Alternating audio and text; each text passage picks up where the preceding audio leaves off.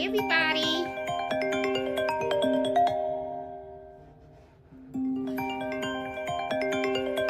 Hold on 1 minute, please. Hold on. Hello? Carlito, text me. Okay, my son keeps calling me. I think he's trying to call me. I don't know what's going on. Let me just tell him to text me. Sorry about this, guys. This is not how I wanted to start. Oh, my goodness. Okay. Young kids. Anyway, hi guys, how you doing? Happy Friday. I am so glad that we are here. I am here with Mello, who kind of just came and plopped on the floor and stuff. Hope everybody had a great week. And we're going to be talking about some stuff that happens, that causes people to lose money when it comes to running an embroidery business. That's the topic that I'm going to use tonight. But before I start, I just wanted to say that everyone that had joined the Esther gift exchange for July, next Friday is going to be the show and tell. So I will be, posting the link during the live in the chat, so that way if you want you can join in. Let me take glasses off. You can join in and then you can show off what you got. Okay, everybody's gift should already be in the mail, and I'm pretty excited about it. This is going to be a lot of fun. So that was the announcement that I had for today. Like I said, so next Friday is going to be the show and tell, which is pretty cool because that way everybody gets to see what everybody made and what everybody got and all that awesomeness, okay? So now let's talk about today, what we're going to be talking about. We'll talk about 5 ways that embroidery businesses lose money, okay? And me, when I thought about the five ways that people lose money, I actually ended up thinking about more ways that people lose money. So I'm going to go down the list. I actually have 8, and I figured, I better stop at 8 because if I end up keep going, you guys gonna be pissed. This girl doesn't shut up. And not only that, I don't want to discourage anybody, okay? Because running an embroidery business is a lot of fun. It is something that is really profitable. You just got to really know how to do it right, okay? Running a business, whether it's an embroidery or a restaurant or any other type of business, you really have to do your homework, okay? A lot of businesses, small businesses, when they first start off, of course, everybody has a dream. Everybody thinks they're going to be successful. But sometimes what happens is businesses really do fail. And the reason is because they really haven't done their homework up front. So I just kind of thought about the 5 things that I noticed that happens when businesses really start to go belly under, okay? And it's really certain things that you could really have control over, and you just have to watch out for and be mindful. The first thing that I want to talk to you guys about is inventory, okay? Inventory control is so important, okay? Especially if you are selling a product. Now, this will not go in line with a business if you're selling a particular service. Like, let's say you're babysitting, right? You're really nothing to buy, right? All you have to do is just show up at the people's houses and take care of their kids. So your overhead expense for that kind of business isn't as high as if you're running an embroidery business. Embroidery business is really, really different, so you really have to track of the things that you are purchasing, okay? You got your embroidery machine. You already know that's a lot of money. That costs a lot. I'm going to put this a little bit on the high end because I'm starting to sweat. So, embroidery machines cost a lot. Then you end up having a whole bunch of other supplies that you have to get, like your thread. You got to get your stabilizers. Now, those type of supplies are things that you need to have on hand to run a service. But one type of supply that you get if you are just selling things that you make is the blanks, okay? Buying the items that you actually embroider on to sell. That can be very, very tricky. And it's for a couple of reasons. First of all, the more you buy in bulk, the cheaper the price of that particular item is going to be, okay? That's why you see a lot of businesses, they go wholesale. And usually when you buy wholesale, we're not talking about, hey, you walk in there, you could just buy 1 item or 2 items. Sometimes you have to buy 50, 100, 200. And that can be kind of tricky when you're a small business because sometimes you don't have 100 orders right then and there. Sometimes what you have is just one order or two orders or five or 10, okay? You don't have that huge of a volume for you to go ahead and buy 50 or 100 at a time. So when you are buying your blanks and you're not buying them in a large quantity, a lot of times what happens is your blanks are going to be a little more costly, okay? So that has to be incorporated in your price. But it can get kind of tricky because you want to get the lowest price possible for your blanks. Because let's face it, the lowest that blank costs you, the more profitable it's going to be for you, right? Because you're going to have more money staying in your pocket instead of it going somewhere else. And you could probably even lower the price of your item if you wanted to as well, especially if you see there's a lot of people around you that are very competitive and are probably offering the same kind of service. So, that is something that is pretty tricky. A lot of people have very, a difficult time balancing that because, it is a lot. It's a lot of things to consider and really think about. Another thing also is when you buy in bulk and you buy your inventory at a large amount, you have to also think about where you're actually going to put that. It takes space, all right? Sometimes, that's when people start looking at, should I rent a storage facility, or they'll look for an extra room in their home, or they'll throw things in the basement and stuff like that, and they really start, they have a spare bedroom or something like that. They have to, you really have to start thinking about that. You got to think about where you're going to store it. And then you also have to remember that when you are storing these items, they're not there for a day or two. They're probably going to be there for quite some time until you have enough sales to actually get rid of all the items.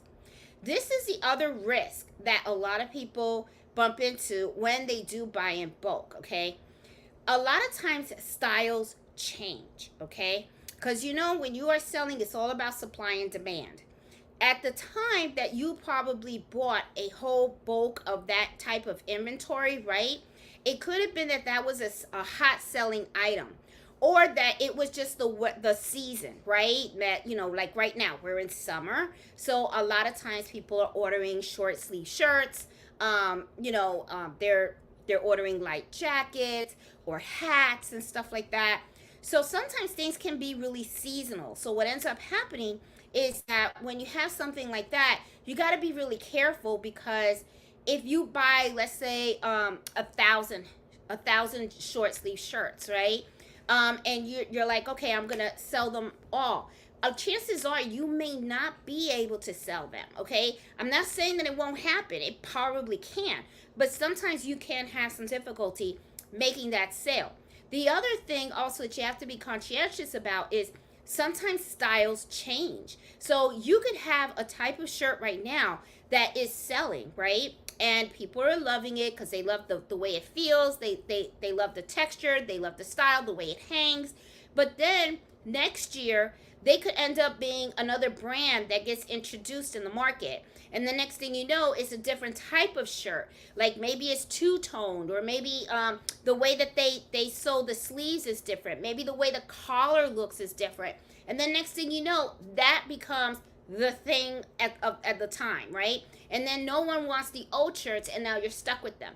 So inventory is very, very difficult. You really have to try to balance it, try to really think ahead, have a plan in place on how you're planning on selling these items. If you are going to use multiple different avenues, like maybe a flea market, or maybe you're going to sell them online, or maybe you're going to sell them locally by where you are. So you have to think of all those things. These are just things that I'm trying to make you guys think about, because this can really make you lose a lot of money if you're not careful. If you're really not careful about how much you buy, and with the intention of how your plan of how you're going to be able to sell that, you could end up with a bunch of inventory that you don't need. Now, what happens if that does happen? Okay, like Jeanette, what would you do? Okay, I'm gonna tell you what I would do, because I've done it. Okay, there have been times when sometimes I have bought some inventory, and I was able to sell a few, but for some reason it just really didn't sell all of it, right? Like maybe I have like 50% or maybe 40 or 20%, and for some reason it maybe the season's over or something and it just ain't working, right? Well, in that, you have to start thinking about the items in a whole different way. Now, the way what I do is I usually go, okay, so I can't sell these, right? However, though, they do take space in my home, and maybe this is not something that I plan on offering anymore in the future. So, what you can do is think of how you can embroider those blanks in such a way that they're not personalized, but you can try to focus on a specific group. Okay, I'll give you an example. Let's say that you are making, oh, I don't know, let's say okay, let's stick with the shirt idea. Let's say that I have shirts, and I just want to get rid of them. So what I can do is I would probably go ahead and I would probably embroider like little sayings as a logo, right? Like, hi, I'm beautiful, or, having a great day, positive energy, something really inspirational. And I would just put that as a logo on the shirt. And then one of the things that you can do is you can go to a school and you can donate them, go to a church, you can donate them, you can go to, assisted living facility. Sometimes you can donate things like that as well. If there's something that you make, like let's say you make a whole lot of hand sanitizers, right? You can donate those things. And then all you have to do is just make sure you write down how much you sell those items for and then where you donated it. So that way you can make sure you can write it off on your taxes. So that's one way to try to kind of turn a loss into a win. Because that is one thing. A lot of things in life sometimes can come off a little bit negative, but you can do things to turn things around. So, inventory, poor planning, big problem. A lot of small businesses do this. It's not just embroidery, but it's something that you really have to think about. So, when you go out there and you start making a purchase for blanks and stuff like that, really think about how that item might sell for you. Okay, is this going to be a bestseller? And the thing is also is be very conscientious also about what you think is going to be a bestseller. There have been times in my experience where I have created something, put it on my shop. I didn't think anybody was going to buy it because it was just something that I did on the fly. I didn't think it was that great of a thing, but then everybody thinks it's the greatest thing than sliced bread, okay? And before you know it, I have about so many sales of that, and I'm like, wow, okay, everybody loves it. Then next thing you know, I'm like, all right, so this is a good seller at the moment, okay? Notice how I say that, at the moment, because like I said, things change, okay? Just like when you buy clothes, right? There was a time back in the day, okay, and I'm aging myself right now, when bell bottoms were in style, okay? When turtlenecks were in style. When people used to wear their hair a certain way, right? The high hair and all that stuff. People don't do that anymore, right? But sometimes styles come back. But the thing is, just know that. Be aware that, things change, right? And you have to be conscientious of that. So when you buy things, make sure that you have that understanding and that you also have a way that you're going to handle the situation if it does change, and you know what you're going to do, okay? So, just be very careful when you're thinking about your inventory. The second thing that I wanted to talk to you guys about is not marketing, okay? A lot of people don't market their services. And then what happens is you're sitting around the house and you got this embroidery machine, you got all this stuff, and then you're thinking, I'm not making a sale, right? Then the question that I ask of you is, well, what are you doing to get your name out there, okay? If you are doing nothing, then it's like, okay. So it's kind of like, I tell my girlfriends, like when they come on, they go, I'm tired of being single. I can't meet anybody. You know what I'm saying? Well, the question is, all right, well, what are you doing to make sure that you place yourself in positions where you can meet good people, right? Are you like, Are you hanging out at the dumps, or are you going out to meet people that are at your same level, that are educated, fun, or what are you doing, right? The same thing with marketing your business, okay?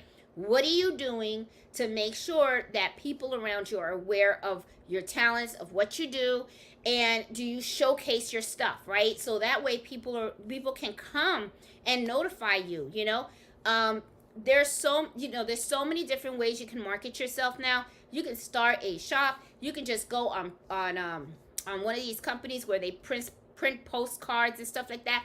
Walk around your neighborhood. Put your advertisement in people's mailboxes. Go to the post office. Let them know about your services. Go to the church. Let them know about it. I mean, go to, donate some of your services to some organizations. All right. Sometimes when you donate it, that's how people actually see the quality of your work and things that you do. And before you know it, people will call you up for your services. Okay. So you can't just sit at your chair and look at the machine and think that customers are just going to fly and knock on your door. Okay. It's just like, when you want to meet somebody, right? They're not going to come to you. Somehow you got to meet in the middle, right? So you got to make sure that you market yourself well. Okay. If you don't, if you're not really good at how to market yourself and all that kind of stuff, then one of the things that I suggest you do is get with, if you have, I'm sure you probably have someone young in your family or something like that, and say, hey, can you help me understand how to work TikTok or Instagram or, Facebook, create a Facebook page. Go to your community Facebook groups. I know like where I live, they have a community Facebook group. Post it out there, okay? You got to make yourself known. You got to kind of like say, hey, everybody, hello, I'm here. This is what I do, and this is what I love to do, and I would love to do something for you if you give me the opportunity. You got to really do that, okay? This isn't the time to be shy, all right? Because when you are shy and you're not willing to go out there and, and say hello and tell people that you exist, chances are that you're going to lose business, okay? And you're not going to be very successful. You really have to go out there and really express yourself. So that's really, really, really important, okay? So now we're down to number 3. Poor quality of work. A lot of people, what they do is they start off in an embroidery business and they are too quick, and I say it because I know I've seen it. They turn on the machine, they stitch one design, they don't bother to take the time to actually look at how it's stitched. Did it stitch right? Did they have the right tension? Did anything go out of line? Did they use the right thread? Did they use the right stabilizer? It's like they just plugged in the machine and they're like, I'm ready for business. Meanwhile, they have not taken the time to actually practice and practice and practice and practice. A lot of times people have the impression, and I understand why, because there are a lot of people that sometimes, when they're talking embroidery, they come on, they say, this is so easy. Anybody can do it. Now, this is the thing. It is, for me, it's easy, but I have been doing it for a very long time. For my girlfriend Liliana, of course, it's easy. She's been doing it for over 20 years. But for someone who had just bought a machine and never embroidered before in their life and just literally turned on that machine, they might find it easy and think it's easy, but the thing is, there is a learning curve. There really, truly is. And sometimes people really don't understand that. You have to build that skill set, okay? There's going to be a lot of mistakes that you're going to make before I can honestly tell you that you are ready, okay? You're going to know when you're ready. You truly are. So, but the thing is, I always tell people, when you first get the machine, the best thing for you to do is just embroider for your friend and family. And keep embroidering and keep embroidering. And the thing is, don't embroider the same thing all over again. That's not what I'm talking about. What I'm talking about is learn the different types of embroidery. Learn how to embroider on different fabrics. Learn how to use different needles. How to use different weight threads. Different weights of stabilizer. There is a lot of things that you have to learn. A lot of this you learn with experience. Absolutely. But you're not going to get that experience right when the box shows up at your door, okay? That is not the time that you just go ahead and open up the door and say, I'm ready for a business, okay? That's not what you want to do. What you want to do is you want to make sure that you have excelled in your skill set. The poor quality that walks out of your business into that customer's hands and leaves the street, that thing represents you. Those of you guys that have watched me for a long time know and hear me say all the time, okay? That stitch out that you just handed that customer is talking about you, whether you know it or not. It's expressing your skills, it's expressing your business, okay? You got to make sure it's a top notch. The only way to do that is to make sure that you're practicing and you are really focusing on on making sure that you are putting your best foot forward. You have to do that. If you end up opening up a business and then you just start and you're really not sure of what you do, okay? And then you start taking orders, and maybe some orders will come out great, and that's awesome. But you are going to eventually get complicated orders, all right? I get them all the time, all right? I mean, I told you guys about the dog, okay? I even told you guys about the book bag where I accidentally mishooped some of those bags, okay? I had to quickly turn that negative into a positive. There are just so many things that you have to learn, especially different types of garments, okay? Not everything is hooped the same. Not everything uses the same thread. Not everything uses the same needle. That's all something that you're going to learn with experience, okay? So that poor quality of embroidery, that is going to really bring down your business, and that is going to make you lose money. You don't want that type of reputation.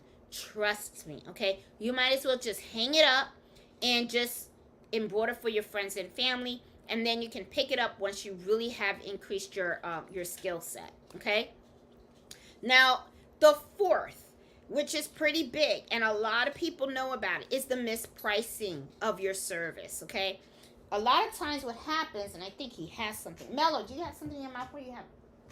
Okay, I think he's good. Oh, sorry. Oh, okay. I just need to make sure, because he gets into things. And he did. Mello. Got a piece of plastic. All right, so there goes that. All right, so, sorry, guys.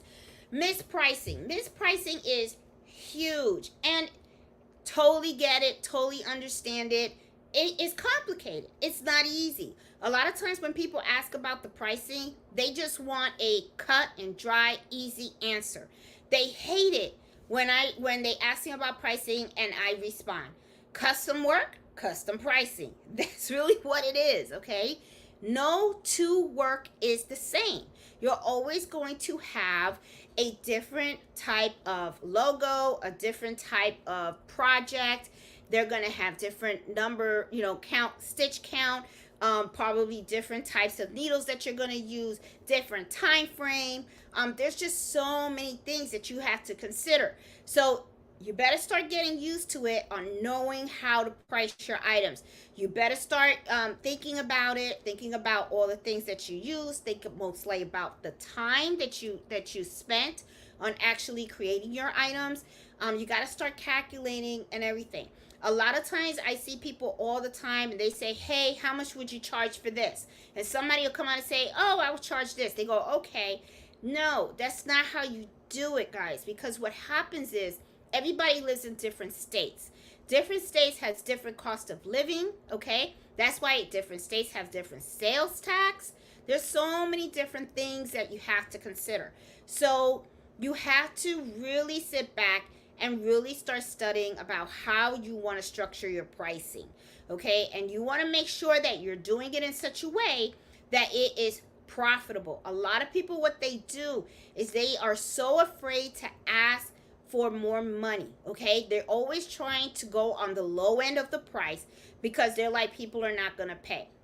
I will be honest with you, I prefer not to sell it, okay, than for me to give it away for free, honestly. Because if that's the case, why even bother with the invoice? Just give it to them. I'm serious, because this is, a business is a business. It's to make money, okay? That's what it's all about. So it's not for you to give stuff away, all right? So if you're going to price something, sit down, do the numbers, do the math, think about it, and figure it out. By going out there and say, hey guys, how much would you spend for that? You're not learning, okay? That's not going to help you for your next project and the project after that. Trust me, your business is going to go downhill because you are not taking the time to really understand embroidery pricing for yourself so that you can go ahead and look at it. I already told you my advice on it. When somebody comes up to you and says, hey, how much would it cost to do this? You keep your mouth shut and you always tell them the same answer, okay? I will have to get back on you on that. Okay, and that's when you go ahead and you gather all the requirements. Well, you just let them know. Once I know everything that's involved, I can quote you a price. You never, ever, ever, and I'm serious, you don't do that unless it's something that you do on a regular basis. Like for instance, okay, let's say I embroider, I don't know, well, gee, I don't have anything around today. Okay, let's say that I embroider mug rugs, right? I do a bunch of mug rugs or patches or something, right? Or hats. Let's say I embroider a bunch of hats with Santa on the top, okay? I already have priced every single hat. So I already know how much I'm going to sell each hat for because it's a standard hat with a standard design that I've already calculated the price. When it really gets tricky is the personalization and the custom work, when you have to go ahead and add a person's name on it, or when people are asking you to do something that is specifically custom for them, okay? They bring a jacket or a blanket over to you and they ask you, hey, I want you to embroider this.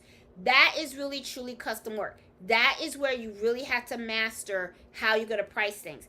And I always do this, and I always advise everybody to do the same. Please just say, I need to get all the information. Let me get back to you on a quote. Never give a quote on the fly, because then what happens is when you go back and you start looking at everything that's involved, you just gypped yourself because now you already quoted that price and you got to honor it. Okay, you're not going to go back to the customer and say, well, I know I told you it was $20, but it's really $60.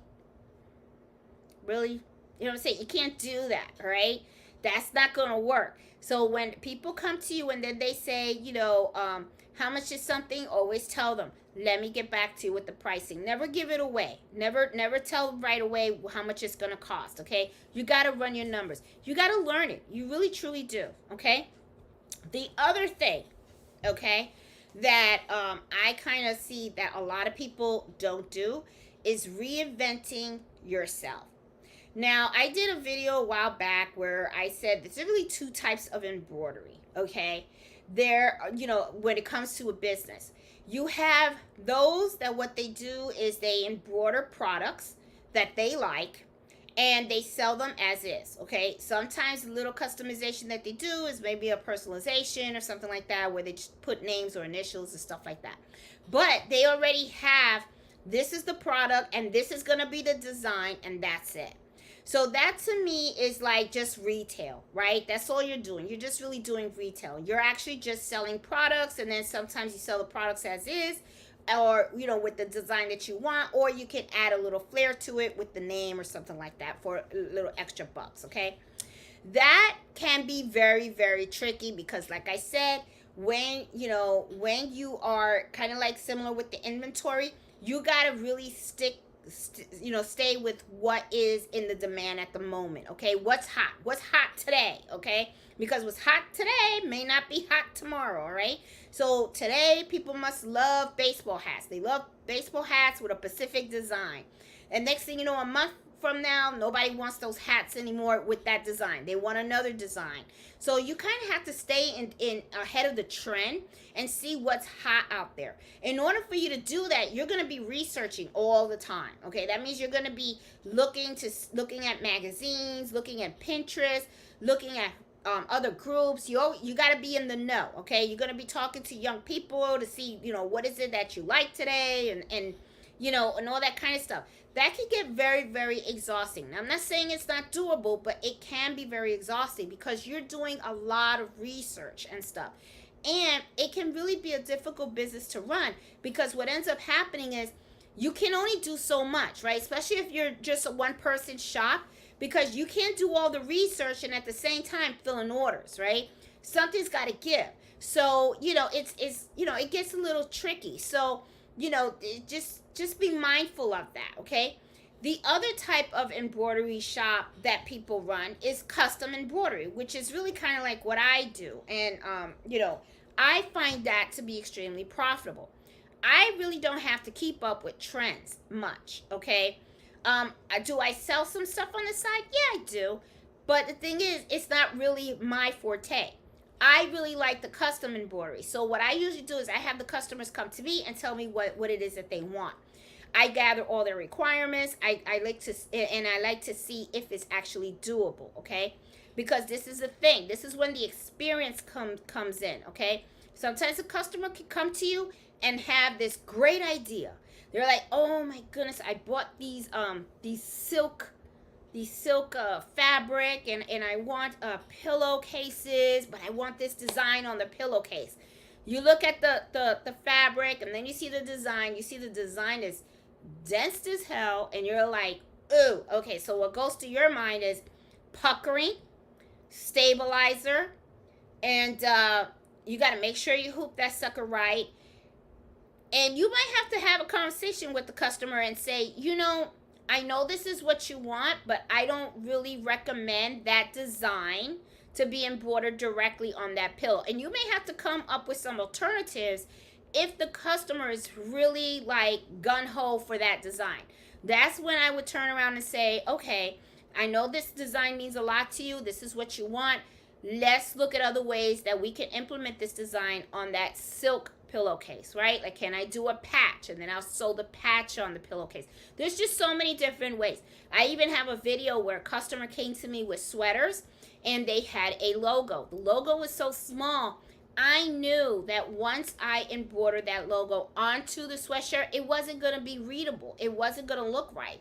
But they were like, no, that's how I want it. So I did it the way the customer wanted it, but at the same time, I also did the patch as well.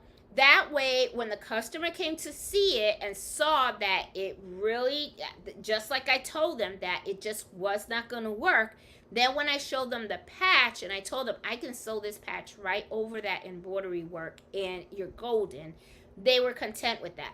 So sometimes that's what I mean by having embroidery experience, okay? The customers sometimes really don't know best, okay? They don't know embroidery. They're not the expert. You're the expert, okay? You're the one with the machine and the threads and the needles. You're the one that knows this job inside out. All they have is this vision. They have the vision of what it is that they want. Then what you have to do is talk to them about that vision and see how you can make that vision a reality through the world of embroidery.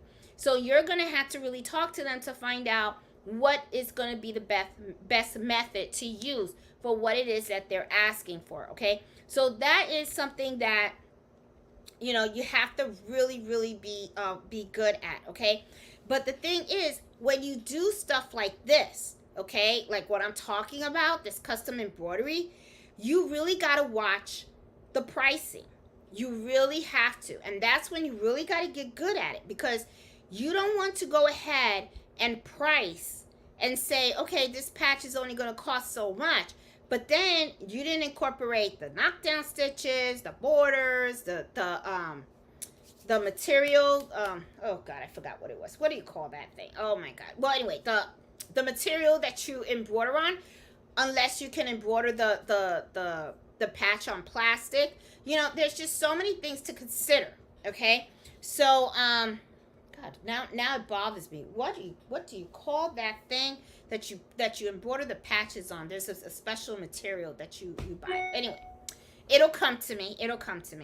Or unless one of you guys will write it on the chat and stuff. Oh man, what is that? Oh, anyway, but that is something that is really, really important. The mispricing. Okay, so depending on what it is that you're doing, all right, you got to make sure that you know how to price it well, okay? Whether you, twill, there you go. Thank you, Becky. Thank you, Iris. Twill, okay? Twill costs money. Let me tell you something. That's another thing. Twill is not cheap. It is not cheap. It really isn't. So that's what I'm saying. When it comes to custom embroidery, you got to know what you're using and how much all of that stuff cost, okay? You want to make sure that you are providing a service at a profit, not at a loss, okay? So, that is something that, is really, really, really important. The mispricing, that's something that it should be really, that should be number one, actually, to me. I think it's number one. This is another thing about mispricing, okay? Sometimes what happens is you have a certain product that you're embroidering and you want to sell, but then what happens is the market is saturated. It's so saturated that you're not the only person selling it. A lot of people are selling it, right? So what ends up happening in those situations is, let me tell you, if I was the customer, okay, what you going to do? You got to look for the lowest price because the product is the product, right? Now, some people may say, I'm going to go with the middle price because sometimes some people will think, oh, well, maybe that one in the middle price is a better quality, right? Maybe the shirt's a better quality, or the pillowcase or the bag is a better quality than the one with the lowest price. But then people will, shy away from the high price. So when a market is very, very, very saturated, right? Let's say everybody has a bag. They're in, it's a nice, cute little duffel bag. You're embroidering initials on it. Next thing you know, everybody got the bag and everybody's doing the embroidering of the initials. And you're selling the bag for $50. Well, somebody's going to come and they probably got the same bag and they're going to put the initial and they say, I'll sell it for $40. Well, somebody else is going to come back and say, I'm going to sell it for $30. And somebody may come back and say, I'll sell it for $15. Meanwhile, you already paid $10 for the bag. Okay? So think about it. $10 for the bag. How much is going to cost you to ship? Probably more than $5, okay, to ship the bag. So that means you're already in the negative. You're already in the negative, okay? So you got to be careful with that. Be very careful on how you're pricing your product. Sometimes I see people lower their prices just because they want to be the lowest price, because they want to make that sale. They want to make that sale so bad, but what they don't realize, sometimes when you make that sale, you didn't make any money. You didn't. You may have maybe you made some money, okay? And it gave you back the money for the bag. But think about it, you still had to buy stabilizer, you used stabilizer, you used thread, you used your machine, you used your electricity, then you had to buy the postage, then either you had to put it in your front door because the mailman's going to come pick it up, or you had to get in your car and you had to go to the post office to deliver it, okay? There are still expenses involved, so you still lost money. Okay, so that's what I am trying to really get through to you. A lot of people, somehow, they just don't get it. They're like, well, if I made the money back from what I sold that item, then I'm good. No, that's not how it works. That's not how business works. Because if you keep doing that, then you are going to fail. The business is not going to do well. Because at the end of the day, it's about keeping those numbers in the positive. Okay? So just think about that for a minute. All right? The other thing, okay, so now we mentioned 4 things, okay? We talked about inventory, not marketing, poor quality work. We talked about mispricing. Oh, I'm sorry. We also talked about not reinventing yourself, okay? You got to make sure that, what's hot today, like I said, what's hot today may not be hot tomorrow. So you got to make sure that you are coming up with new products, new different styles of embroidery. Keep it fresh, okay? That takes work, all right? The other thing, number 6, and I already mentioned 5 and stuff, in the recap, inventory, not marketing, poor quality, mispricing, and not reinventing yourself. I got 3 more right here, okay? Providing poor quality service. What do I mean by that? What I mean is when you take an order from a customer, make sure that you have really understood the customer's expectations and that they know how the transaction is going to go. You don't want misunderstandings, okay? Make sure customers know that you expect all your money, all, not half, not 75%, not, hey, I'm going to pay you later. No, all. You want all your money up front, okay? I am telling you to do this. Think about this, guys. When you go online and you buy something, okay? And it's, and even when it's personalized, let's say you go and you buy a shirt, they say I want my initials on it, whatever, and they put it in the cart and they hit the submit button. What do? They don't say I'm going to pay 50% up front. They pay the whole thing, okay? Make sure you have them pay the whole thing. I did a video about like 2 years ago where a girl was so upset because she had a huge order and the lady paid half, okay? And when she went to pick up the rest of the order, well, I already paid you. So she didn't pay the other half. Okay, that was very awkward. So the embroiderer just let it go. But I will tell you, okay, it left a bad in her stomach. So it would have left a bad feeling in my stomach too, because I would have been like, "What's up with that?" You know what I mean? Like she worked for free, okay. So you want to make sure that you have a very good, clear understanding of what the customer is looking for, of what type of embroidery. Provide them a sample, okay, so that they know what they're going to get, okay. You don't want them to have some vision and then you have a whole other vision, and then when you go, hey, I'm ready, come pick up your stuff, and then they come, they're like, what the hell is this? This isn't what I wanted. Awkward, okay, and it can be very problematic. You want all your transactions to be nice and smooth, okay. So just make sure of that, okay? Customer service also, be nice. Take the time to talk to the customers, get to know them so that you can know what their needs are. I want to tell you right now, this is one thing. Also, be careful because there are a lot of scammers out there. They truly are, okay? There are people out there that when you give them a price, they're going to try to talk you down. I don't allow it. I just won't. I'm okay with not having the sale. I'm fine with it. It doesn't bother me at all. I will not lose sleep in a minute. Nope. And don't you do it either. Because the simple fact is that not every sale is really a good sale. Okay? If you allow someone to debate your prices, then what happens is they're going to talk, okay? And they're going to say, she's going to tell you a price, just lower it. Go to her. She's really good. But if you haggle, she'll give you the price that you want. Trust me, people do it all the time. Do not take the half price because people sometimes they do that intentionally. They say I will pay you half and then not pay you later, okay? Personal checks, don't do it.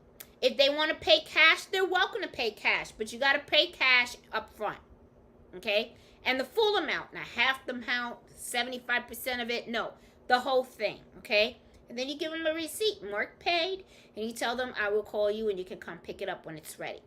I am telling you, just because you want to provide very good customer service doesn't turn you into a sucker.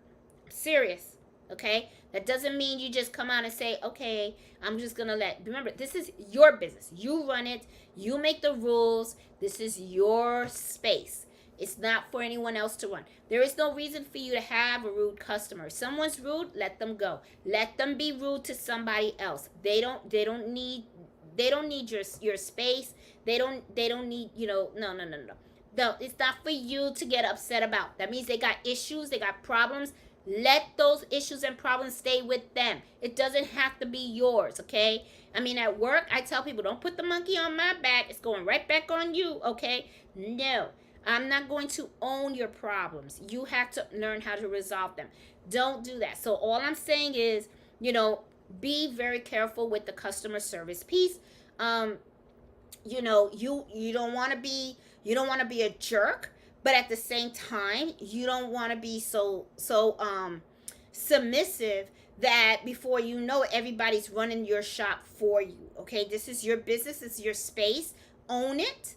Run it the way you see fit and make sure that you're respected and valued, not sometimes, all of the time. Okay, so the other thing is number 7 I had put down is not taking things slow.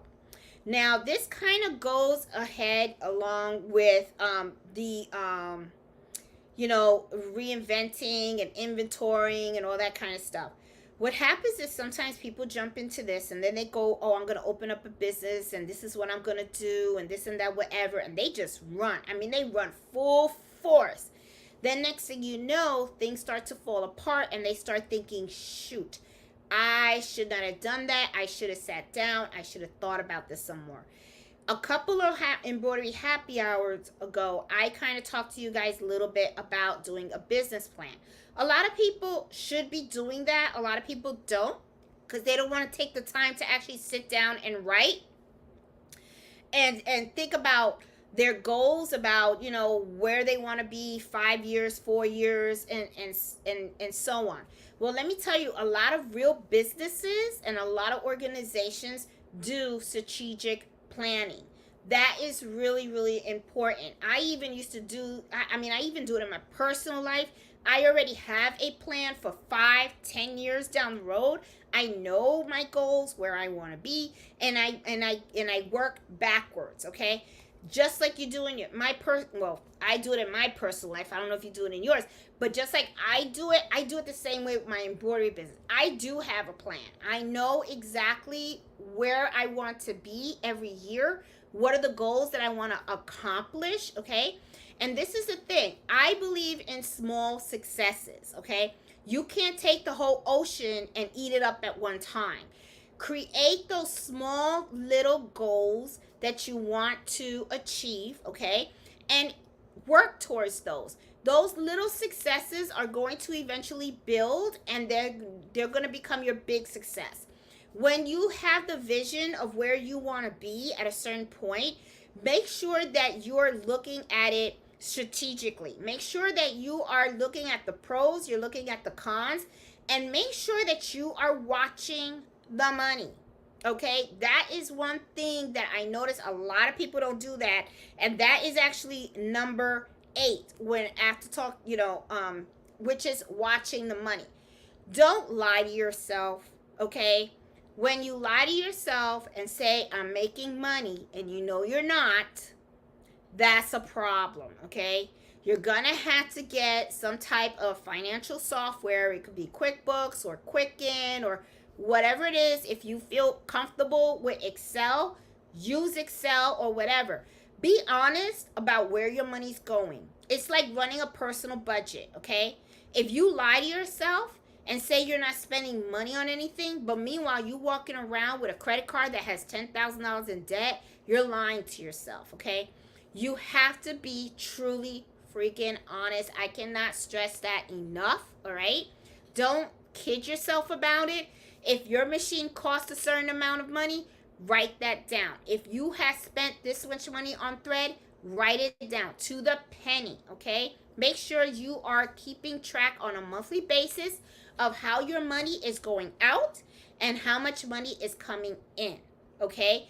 That is so important. A lot of people don't do that. They just come on, they just have like an estimation. I think I'm spending this much money. No, you don't think. You know how much you spent. You got a receipt for it, right? So look at that receipt, jot it down, document it, okay? You know how much that person gave you in money for that sale. Write it down, document it, and at the end of the month, make sure that what came in, okay, and what came out gets subtracted, and look at that difference. Sit back and ask yourself, is this the true difference? Did I miss anything in here, okay? Like, did I miss any expenses that I should have added, okay? You're going to pay sales tax. Uncle Sam's going after you, okay? So don't forget about Uncle Sam, okay? Because that's the uncle that we never forget, especially when it comes to August 15th. He always comes around with his hand out, I tell you, especially for the Woods family. Always got to cut a check. But anyway, I am telling you, the honesty about the money is really where people really do screw up. They screw up so bad because it's like they think that they're doing good and they don't, okay? I had a couple of months where I've been in the negative. Absolutely. I don't want you guys to think that it's so rosy in here sometimes, okay? There have been times when I'm like, whoa, I'm doing good. I'm rocking this, okay? And then there have been times when I'm like, slow month. had a slow month. Okay, so all right, and then what I have to do is in those months that you're slow, sit back and think about it. Think about what happened. What happened in that time frame? Okay, was there a holiday that there's no holidays? Um, is it that you didn't market as strongly as you used to? There's just so many things that could. Yep, April 15th. I tell you, yeah, that's what I meant. I don't know if I said the same thing. Did I say a different date, Iris? I'm sorry. Okay, so be very honest about the money. That is just so important. That is really a big pitfall for a lot of people. They don't know how to document it properly. If you have to, hire an accountant, okay? Money well spent, okay? I mean, I have an accountant and they look at my books, and sometimes, there was a moment there where he was kind of like, oh, you're doing pretty good. And then he would come out and go, well, Jeanette, what's going on? What's going on? Like what happened? And I have to sit back and I go through the numbers with him, and then I have to think about what events took place during that time period that had brought down my sales. Like when I had a family emergency, and I had to be driving back and forth between Florida and Virginia, when my dad became very ill, that took a hit on the business because, of course, I wasn't going to be able to embroider on I-95, right? So I couldn't take any orders, right? And there are times when I am so busy at my daytime, I have to turn down jobs, because I'm only one person. I'm not going to kill myself, okay? And, the way I look at it, the way my business plan is written out, this is the time for me to really research and do whatever I have to do to see how can I position myself in a better place so that when I am full-time retired and then I can do this on a full-time basis, how am I going to roll with this, right? Like how am I going to uplift this business? So I already have a plan in place. And just because you write the plan doesn't mean that it can't change, because I write it in pencil, so there's a lot of eraser marks in there. So, things can change, Like, I'll give you an example. The economy has changed. It has changed big time, okay? Things are a lot expensive now. They're not cheap. Everything went up in price, but the checks, okay? So people are struggling. So you have to take that into consideration also when you're running a business, especially an embroidery business. Remember, embroidery is not a necessary. It's not like food, right? Food, you gotta have food. So if you have a piece of bread and you used to sell it for $2 and now it went up in price and now it's $4, well, chances are you're still going to be able to sell that piece of bread. People will probably eat less bread, but you're still going to be selling it because it is a necessity. It's food. Embroidery really is not a necessity. Nobody is going to die if they don't get something embroidered. Trust me. And now there are different ways to decorate garments, okay, that are more inexpensive, inexpensive. Embroidery is very expensive. It's one of the most expensive ways to decorate a garment because of all the material that's involved. Now you have direct to garment. You got people doing sublimation. You got people with the Cricut, with vinyl. So there's different ways now that people can decorate a piece of garment for their needs, okay? So don't think that that this is not something that can hurt you, when the economy starts to flake up, because it can't, because people are going to come and say, well, I need to get something personalized, but now we have other options, and some of these other options are more inexpensive. So you have to be wary of that and conscientious of it. So you got to make sure that you understand that, and you have to make sure that you adjust accordingly. It could be that sometimes you're just going to have a bad month. And if you're doing this as you know, I do it as a side gig, right? So if I have a bad month, it's really not that big of a deal. Okay, we're still gonna eat, we're still gonna have a roof over our head. Some people, this is their stuff, this is what they do for a living. But a lot of people that I know that do this for a living, they have contracts with certain companies. Okay, and what they do is they have a kind of steady income because of those contracts, right? Like they have organizations that have contracts with them, so that every time they need uniforms to be embroidered, they go ahead and they reach out to that person because they know that they have a contract with that person. So every time they have new doctor jackets, new nurses and stuff, like I have one with a hospital by me where they come to me for all of their embroidery, and it's fine. Now the thing is also with contracts, they only last so long, right? Because if somebody else comes along and says, I do embroidery work too, and I can probably do the same work that she does at a cheaper price, they could come out and say, okay, our contract's over, we're not going to renew. And then I'm like, okay, fine, but it is very hard.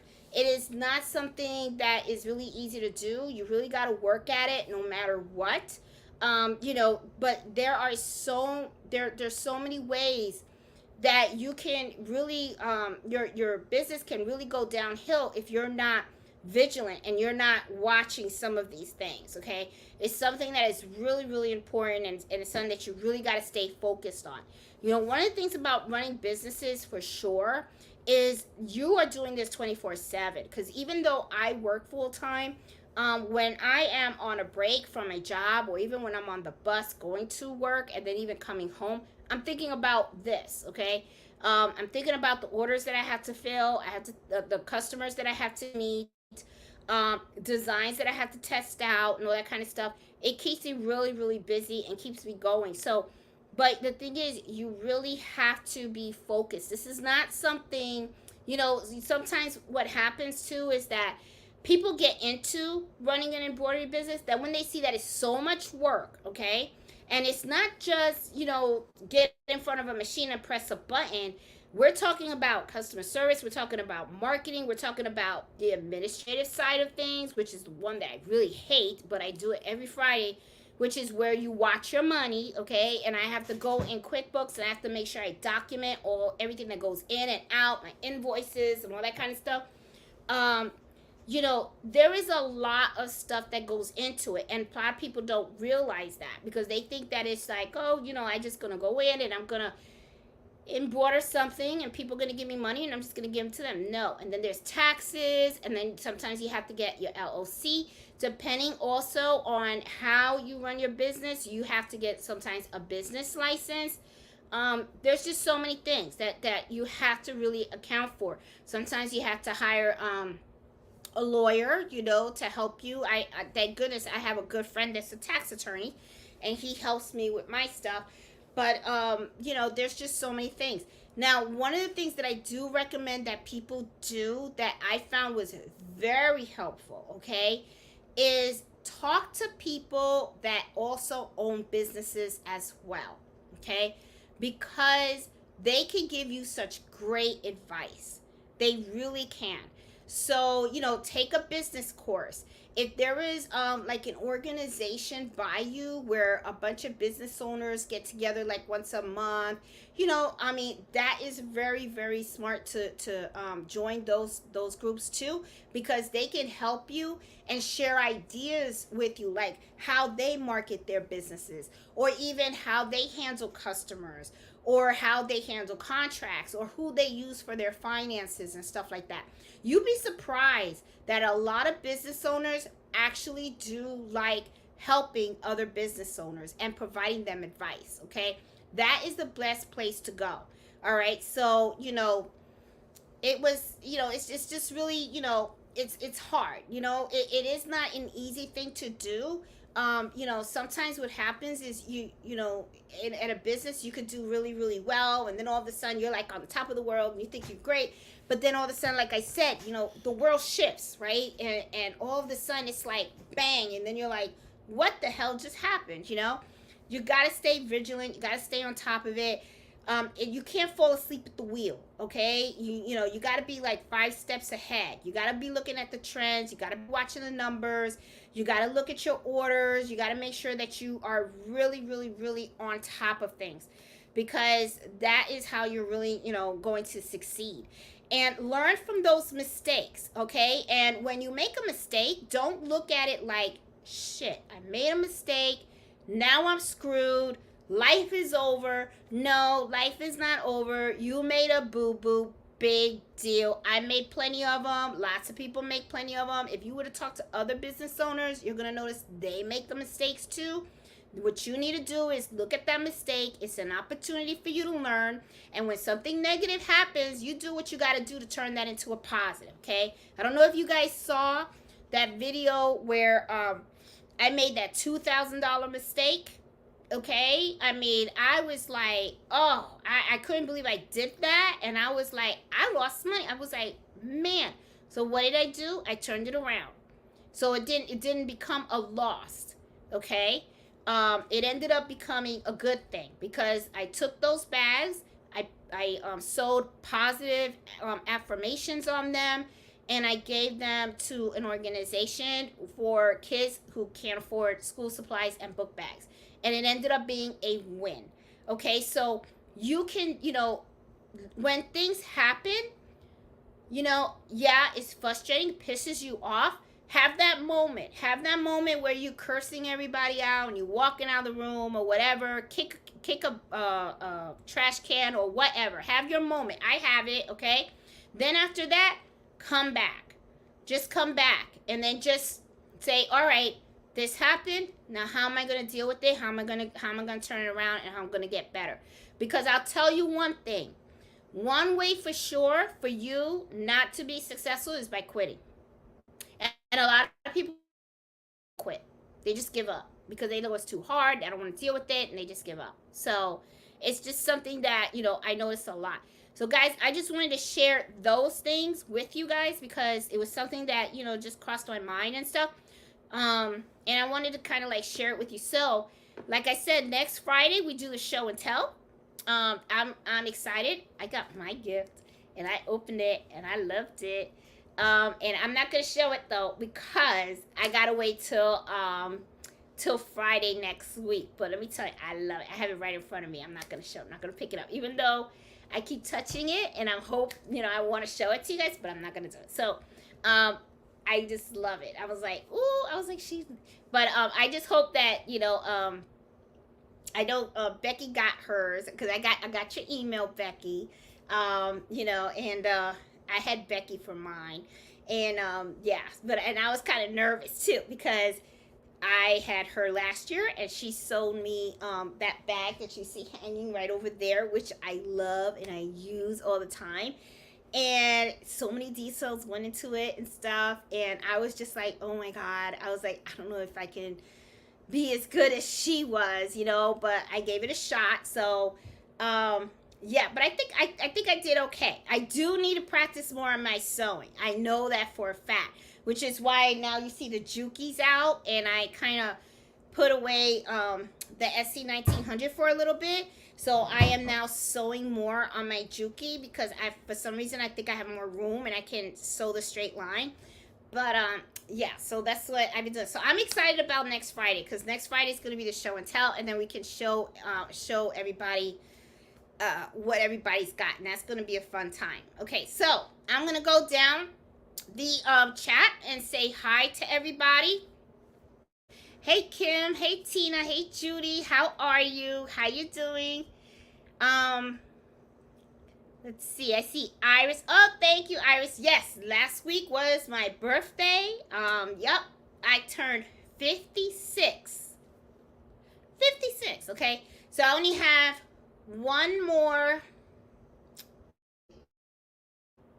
two more birthdays working, and then I'll be done, because I'll be at 58. Yeah, I'll be 50. Yeah, 56, 57, 50. I'll be 58 years old when I retire, so I'm excited. So oh god, okay, I think I got a little hiccup there. I hope the internet is not going down on me, Man, that'll mess up. Okay. Well, anyway, okay, so let's go down. I see Iris. Hey, Miss Banks, how are you? How you doing? Hey, Judy. I see Becky. How are you? Um, hey, Robin. I see Jackie, Jenny, Sassy, Christina, the Crafty Patty. How you doing, Trisha? I see Baby Giant, Miss Rivera, Debbie. Hey, Eartha. How you doing, Judy? Hey, Faith. Bubba, how are you? Um, oh my God. Okay, so Debbie says she got her new Melco MET16. It arrived today and it's much quieter than the old one. I'm in love. Well, I'm going to tell you something, Debbie, about these embroidery machines, okay? When you first get them, they're always quiet, okay? Because when I got my second, actually, really all of them. When I first got all of them, they got really, really quiet. As time goes on, they start to make more and more noise, and I think it's because when you first buy them, they're oiled very well in the inside and the out. So it's like, I mean, I don't know how the Melcos are because I never owned one, but that's how it is with the brothers. Now, my brothers are a little on the noisy side. I do have to get Justin to come in and work on all of them because they're all due for service. So I'm hoping to have him here maybe within next month or so. I still got to reach out to him to see. I always try to do it where he can work on all machines. That way it's worth his while to the drive out to me because I think he's in Maryland. He has to drive all the way out to where I'm at. So I think it's quite a hike. But yeah, I'm gonna have him work on all my machines and stuff when he gets here and stuff. Hey Marsha, how you doing? Hey Judy, hey Pretty Eyes. I see Miss Parker, Cynthia, Peggy. Hey Miss Jones, how are you? So Create, how you doing? Hey Denise, how are you? I see Carla. Hey Joyce. And Denise said, I'm not so good at posting on these websites. I'm just like making stuff for family. I'm way too slow. Well, you know, one of the things that you can do, Denise, and a girlfriend of mine does this. She likes to do I don't think it's really like a flea market. I think it's like a little market, right? And you know, because she really doesn't like to rush her orders and stuff like that, which I totally understand because sometimes with embroidery it does take time, right? So what she does is she doesn't really do personalized work. But what she likes to do is she does a lot of recycling. And she will go to secondhand shops and she will purchase a lot of jean jackets. That's one of the things she loves to do. So when she goes and she buys the jean jackets, right, she doesn't really spend that much on them. And what she'll do is she'll take the back of the jean jacket and she'll embroider them. So she mostly does it for kids, right? That, because kids always like certain things in the back of their jean jacket. So sometimes what happens is she'll like take a jean jacket, she'll embroider something really nice on the back. Sometimes she'll add the embroidery with rhinestones and stuff like that, and then she just sells it. So that's one of the things that she does. But she just kind of does it for fun. A lot of times too, what she'll do is she'll just take the items if they don't sell. She'll take them, and if she knows someone whose birthday is coming up or something like that, she'll gift it to them, you know, because she likes to do it for fun as well. She doesn't like that that timeline, right? Which I totally get because it can get hectic, right? Because when you got a lot of things going on in your life, and then all of a sudden it's like you wanna you got these orders that come in, and sometimes, especially during the holidays, you're not getting one order. You're probably sometimes getting 5-10 orders a day, and you gotta push them out. You got to push them out. You got to keep these machines running, and it can quickly turn not fun, right? Because then what happens is you have all these orders, machines are running, you got to package them up, you got to make sure you package them well, you got to make sure that you're organized, you got to have a process in place. And at the end of the day, you're exhausted. You're like, I am so tired. I don't want to embroider anymore.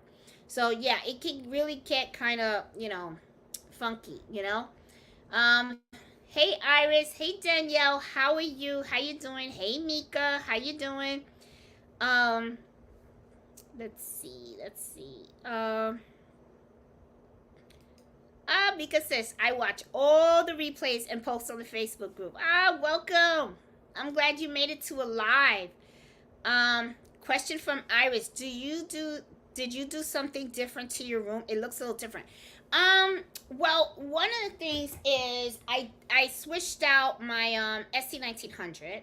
Now I'm talking to you guys from my MacBook because my machines are still right here. Okay, so everything is still in its place. Let me see. And then as you can see, Iris, the dog didn't move, okay? Because you can see Mello is in his natural spot, sleeping, right in front of the embroidery machine, as you can see. So when I have to tell him to move, okay? And if I want to sew, I have to tell him to move also. And he knows I'm talking about him. He's just choosing to ignore me. But no, I didn't really do anything different to the room. I mean, I did let me see. Well, I did add more lighting. I had an electrician come in, but that was like about a couple of weeks ago, like maybe 4 weeks ago. An electrician came in and he added reset lighting to my ceiling, so that way it could look a little brighter and stuff, because I was using like these lights like to like go over me. But I gotta tell you guys, when those lights are all like in your face and everything, I mean, you be cooking, okay? I mean, it's like I would be like, oh God, do you guys see me sweat? I mean, you really be cooking and everything. So I didn't like that. So I told the guy, can you add some reset lighting up here, because I really need it to be bright and stuff like that. So he did that and stuff. But no, it's yellow. My room's still yellow, and I really didn't change much. It's just I'm just talking to you guys from another angle. That's all it is in the sewing room. Okay. Let's see. Hey Thomas, how are you? Hey Rita, how you doing? Hey JD Production. It's been a while since you came in. I could say this, that customers really want the world, but when it comes to pain, they want to pay the cheapest. Who you kidding? That's right. I know that what I said is confusing. Let me explain. I totally, JC Production, it's true. They want the world, but they don't want to pay for it. And, but I'm going to be honest with you, JC Production. This is how I do. I always say my prices are fair. I am not looking to rob a customer, okay? I'm not looking to rob a customer. However, though, it's all about fairness, okay? You are going to pay me for my skill set, my time, and what I'm doing for you, okay? And I'm not saying that I want all the money out of your wallet, but I let you know up front how much it's going to cost. You make that choice whether you want to pay it or not. However, though, I already know when I had created that pricing sheet and that estimation, I can back up my pricing because I know exactly how I came up with that number, which is why I tell people it's very important for you to understand pricing and how you want to price your material, okay? Because if the customer challenges you or something like that, you can go ahead and say, this is why it costs that much. And I'm going to be honest, that's one of the reasons why I prefer having local customers, because when I meet with my customers and they're actually asking me to embroider something for them, I talk about the process, okay? I let them know what's involved. I let them know that I have to contact a digitizer. I have to do test stitch outs. I let them know if I have to order thread, what kind of stabilizers I'm using, if I have to double up on the stabilizer, or if a single sheet will do well, if I have to heat press it and stuff like that. I let them know up front the whole process, okay? So that they know exactly what they are paying for. However, though, when I give them my price, I know that it's fair. Okay, the price includes the whole process. That's how I explained it, but it also includes my time. Okay, and if they don't want to respect that, they are more than welcome to go somewhere else. I know I do quality work. Okay, which is why I know that I can price up there. Okay, however, though, if you want to take your chance with someone who will price you lower, then you can go ahead and do that, okay? But I'll tell you what, you might be taking a chance. Now, I'm not saying that they're not just as good as I am, but what I'm saying is, I'll give you an example, okay? Let's say that I have a design that comes up to me, and they say this is the shirt that I want to embroider, and I want logos on it, and I want 20 shirts. And I look at the shirt, I can tell the material is a little thin, and then I see that the design is a little dense, but so I already know I'm gonna probably double or triple the stabilizer, right? So I'll come out and I'll say, okay, well, I'm gonna incorporate how much stabilizer I'm actually have to use, and how much time it's going to take for me to embroider that shirt, right? So they can go to another embroiderer, and the embroiderer will look at it and say, oh, okay, I can do that, and I can embroider it, and I'm only going to use one sheet of stabilizer, okay? Now, this is the thing. When they first embroider it, it may look all right, but how is that embroidery going to last during the wash? Okay, because you have to think about that. So when I am explaining the process to them, I also let them know that when I am embroidering something, I am doing it so that they have longevity with that product. Okay, I am going to stabilize it 3 times. I'm going to use 3 sheets of stabilizer, cutaway stabilizer, or 2 sheets of stabilizer, because that the item is thin, and if you put it through the wash, okay, you want it to still come out looking nice. And then I also let them know that this is how you're going to have to care for your item. I don't know if that person who's saying that they're going to charge you only $5 a shirt, if they're going to provide that same type of customer service, okay? I don't know if they're going to put 2 sheets of stabilizer in there or whatever, but that's up to the customer, okay? And this is the thing. I don't get into the competition with the other thing. When they come to me and say, oh, well, I talked to somebody else and they said they could do it cheaper, I don't know what you're talking to me for. Go there. That's how I cut that, because I'm just like, no, it doesn't work that way. If they feel comfortable, that maybe they don't charge by the hour. Maybe they embroider for free, and all they do is charge the what do you call it? The supplies that they use, okay? I don't know what their pricing structure is, okay? But I know mine, and I feel comfortable with mine, and this is how I roll. And if they don't like that, then I'm okay with them going somewhere else. And I got to be honest with you, I prefer that, because I am not one that likes to do the haggling back and forward. I'm not going to beg you for the order and stuff like that. I got enough. Trust me, I got people that are still, and I got to call lady back. She called me. She has an emergency order. Can't do the emergency order. I got a backlog already, okay? And it's the other thing, too. Emergency orders are going to cost you, okay? Especially when I'm booked. Because what you're asking me to do is you want me to put you in the front of the line when I already have customers waiting, okay? And you know what? When I do that, when I put you in the front of the line, I put more work on myself, because that means now not only do I have to squeeze your order in, but then I have to also really work hard, because I still owe those customers those items when I told them it was going to be ready. So, it's that's just how I work and stuff like that. I mean, and I agree. There are customers out there that can really be a pain, but the way I deal with it, Jay-Z, is I just don't take those customers. I mean, there's so much misery in this world. I don't need it with me. That's how I look at it. Let somebody else deal with that. That's how I do. Yep. Okay. I see Miss Shirley and Iris and Becky talked about the twill. Hey Shirley, how you doing? I loved your tag it. And I saw Oz put his video of Tag It too. I thought that was like so awesome. Hey Tammy, how are you? Hey Robin, Becky. And here is, hi, how would you handle working with nonprofit wanting high-end designs on tote bags and not paying high-end I recently charged, I just don't do it. I don't take those orders, JC Productions. I don't do that.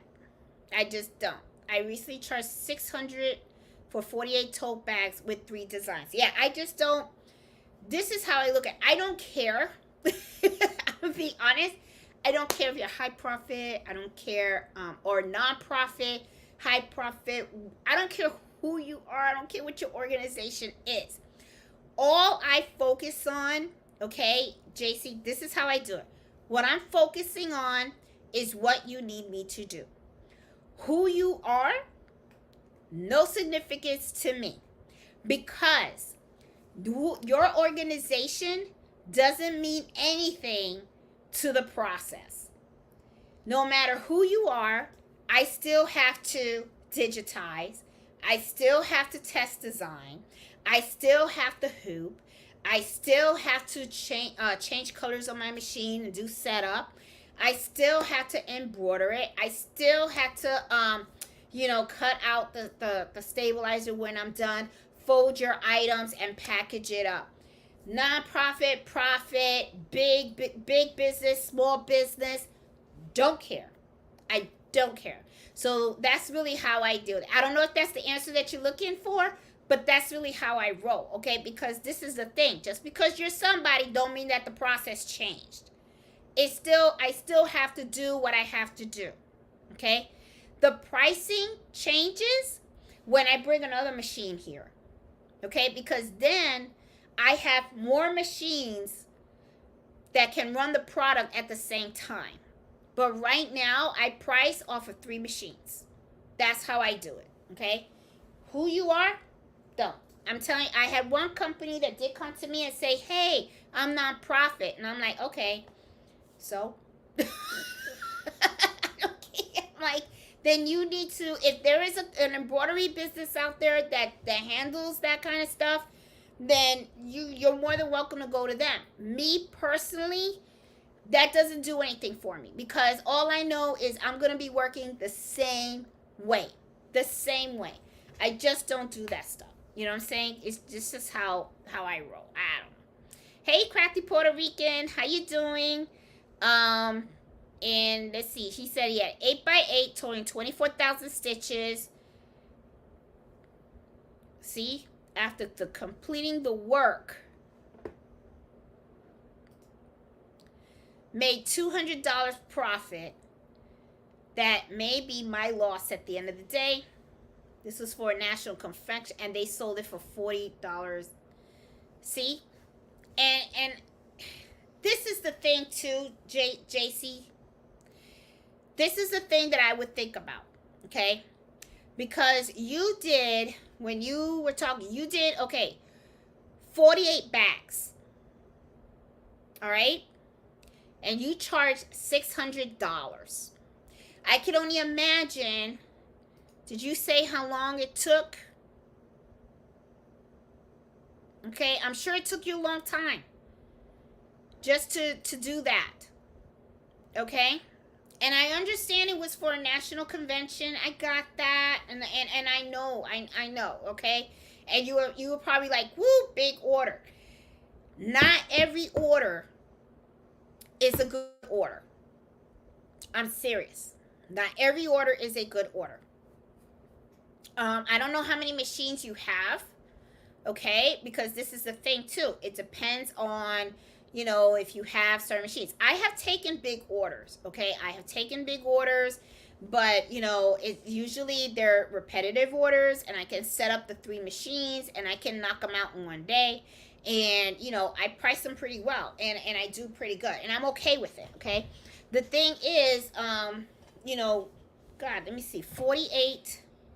Okay, they had 40 orders, and you said they sold them for 48, right? I'm just curious, just to work these numbers. 48 times 40. Okay, so they made close to $2,000.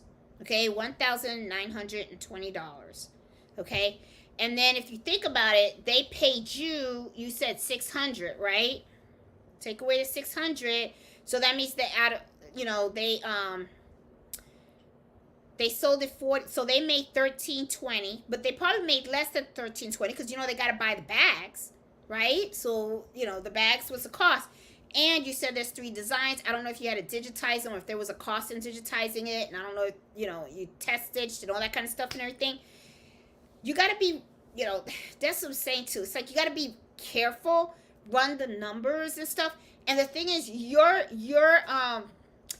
focus should not be, okay, how much they sold those bags for. Because the way I look at it, that's not really your concern.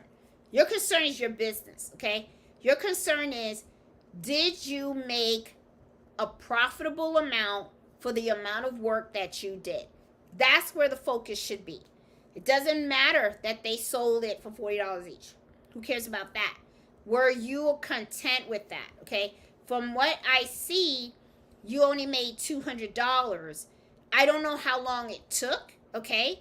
Maybe that's enough for you. Maybe it wasn't. I don't know. I probably, after 48 of those bags, honestly, I think I would have wanted to see a little more of a profit in my pocket, it doesn't have to be 1,000, but I think 48, maybe, I don't know, I would have been content with maybe like 500 or something. I would have been like, okay, 500, 450. Maybe I'll give them a discount, $50, and I'll say, okay, 450. But then again, I didn't see the designs either. Okay, so if I saw the designs and I saw that they were very detailed and all that kind of stuff, I would have been like, oh, and that's why I like to talk to the customer in real detail of what their order is. Okay, because I don't, you gotta really pay attention to the details, because that's what ends up happening. That's where a lot of people mess up, when they don't pay attention to those details and stuff. Hey Gail, how are you? Hey Marlo, how you doing? So what size plastic bag do you use for a large, and what size box? You would have, Marlo, what I would recommend that you do is just, this is one of the things that I used to do. First of all, I would stack them up how you want them, how you want to put them in the box. I would measure the height, the width, and stuff, and you can go to Walmart and you can get yourself a box from there. Okay. The other thing too, packaging is something that is, I don't want to say it's personal. What I want to say is there's so many different ways you can do it. Okay. You can buy big shopping bags. Okay. And you can ship them that way. I don't think I would do that though, because if I did do that, I would make sure that I had put the towels in a bag, in a plastic bag, and then put them in the shipping bag. Okay. But shipping bags is one way you can do it. And the size of the box, it just depends on how much room you really need. So I would just fold them each neatly, how you want to put them in the box, and then measure that, and then look the width, the height, and all that kind of stuff. And then I would go and see, if they would fit. Another option you can do also is the post office sometimes has those flat rate boxes. Sometimes though, those flat rate boxes can be a little pricey, so just be conscientious of that. But you can go over there and check out those boxes to see if any of those boxes will work. Okay. Let me see. I was charging total of $1,200 for 48 bags, and they owed me only paid $600. What would you have done differently? If you were charging $1,200 for the bags, why did you not take the money, $1,200 up front? That's my question. That's the thing. Okay. Now hold on 1 minute. I will be right back, because just 2 minutes. Hold on, because it's somebody's hold on, I'll be right back. As a matter of fact, while I get back, you guys get to watch Mellow sleep. Just 1 minute. Hold on, I'll be right back.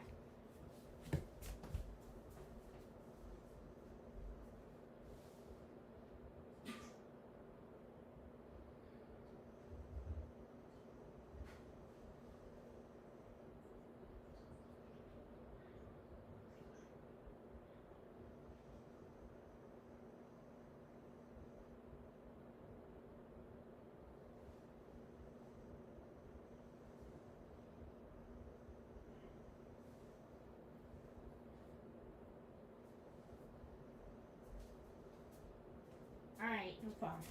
No, I got it. I got it. It's fine. All right. I hope Mello didn't bore you guys. Okay, I am really, really sorry about that. Someone came to see me really, really quick. Okay. So yeah, JC, the thing is, what I do is I always ask for all the money up front. I'm assuming that, or maybe I'm not reading what you're saying correctly. Yeah, see, and then Rita's kind of understanding it the same way. You don't start, and I'm gonna tell you, JC, this is how I do. I do not turn on a machine if I ain't got the money in full, not half, not anything. Just like I was expressing before, I gotta have that full money. The machine does not turn on, period. And if they don't like that, I'm okay with that. You know, because this is the thing. That's when people get hustled and all that kind of stuff, you know. I did a video like 2 years ago about somebody that got hustled and stuff. And, you know, it's a terrible feeling. It is a terrible feeling because this is work. This is a lot of work, okay? This is not something, you know, a lot of people have this impression that you just stick it in the machine, you press a button and you just walk away. It's not like that. It's a lot of work. It's a lot of measuring that gets involved in here. You got to measure it. You got to hoop it. You got to set up the machine. You know, you can't turn it on and walk away. You know, sometimes you can with certain designs, but you still got to watch those machines. You still have to watch it, okay? There's just so many things that you need to do. So if you don't get the money up front, the machine doesn't turn on. I don't care who you are. That's how I run my business. If you don't like it, if you don't really care for my business practices, you don't have to do business with me. I'm okay with that. I'm okay with saying no to another job. Because this is how I look at it, guys. Sometimes people think if I don't have a sale, okay, and JC, please don't feel like, you know, you should feel bad or anything like that. Okay, I'm just telling you from my experience and all that kind of stuff and everything. Because let me tell you something. What I'm telling you right now, I learned from experience, okay? I learned from experience. I even got a video of that where I did a bunch of jackets for a doctor, and I was like, where's my money, you know? And thankfully, it turned out okay, and I got paid, but boy, did I learn fast. It could easily have gone the other way where I did all that work and got nothing, okay? Easily. And that's when I said, that's it. I will never do that again. So I'm talking from experience, okay? I'm not saying, you know, I mean, live and learn, right? We all mess up, right? But you know, it's just don't, man, I forgot what I was going to say. I'm getting old. But you guys know what I mean, right? Just make sure that you get all your money up front, okay? It's a bad feeling. It really is. Now I know what I was going to say. It's a bad, you work so hard. And people have this misperception, okay? That's the worst feeling in the world, when you work so hard and you don't feel that you got the money that you deserved. It's a terrible, terrible, terrible feeling, okay? Nobody wants to feel like that. So, you know, what I would have done differently, okay? They only paid you $600, then no. And this is the other thing too. You know what I do? I use QuickBooks, and when I take an order, okay, and I'm going to you know, to process it, what I usually do is I tell them, okay, I need all your information, and then I write down the order, and I give them an invoice, and in the invoice I specifically put a statement. Items will be processed once payment is received in full. That's it. That's my note. That's that. I put that on my invoice. And then I just stand by and wait. And I wait. When I hear the computer go ching ching, okay? And then I look and I'm like, "Oh, they sent me the money." Then I go and I press the on button, the on button, the on button, and then I'll take the blanks and I start processing them. That's how I do it. That's how I do it for everything. Not just anything, for everything. And I don't care who you are, okay? I don't care if you bought 10 items from me or whatever. You know, people are sneaky. They could be real sweet in the beginning, and then one day they just turn on you. And then you're like, what the heck? That lady been buying from me for 2 years, and now all of a sudden she don't want to pay. People really, they're tripped, okay? So I'm telling you, develop your processes and stick to it, because I know that if you 1,200 to me is a fair price, because 1,200 and it's 48 bags. That's $25 a bag, and that's embroidery. Okay, we're talking about embroidery. You have to hoop every single bag. Okay, now if you wanted to, you probably could have did $20 a bag, you know, because it is 48 bags. But if there's different designs, like you were saying, some of the designs were different. If some of the designs are different, then that takes time, because you got to set up the machine for every freaking design, right? So let's say you did 20, and so it's $960, okay? But what you could have done too is, for every design, you could have priced different also. You could say, well, this design is a little more complicated, so I'm going to have to charge more for the bags that have this design versus the bags that have this other design. You could do it like that too. Okay, every bag doesn't have to have the same price, especially if they have different designs. So just think about that. You know what I'm saying? Think about it. And you know what? Don't feel bad. It happens. It happens to the best of us. That's how you learn, and that's how you grow. Okay, so no worries. And Margot, I hope I gave you a little idea about how to ship the towels and stuff. I will tell you, when it comes to like the big stuff like towels, blankets and everything, it can get a little complicated on how am I going to ship this stuff, right?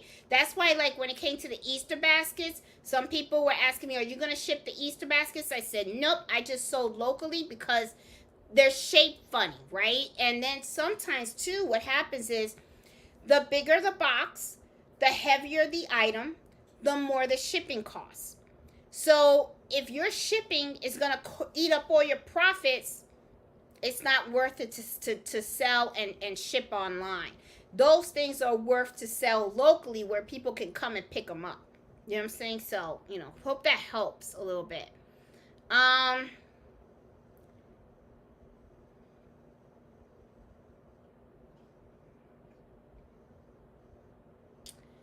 Let's see.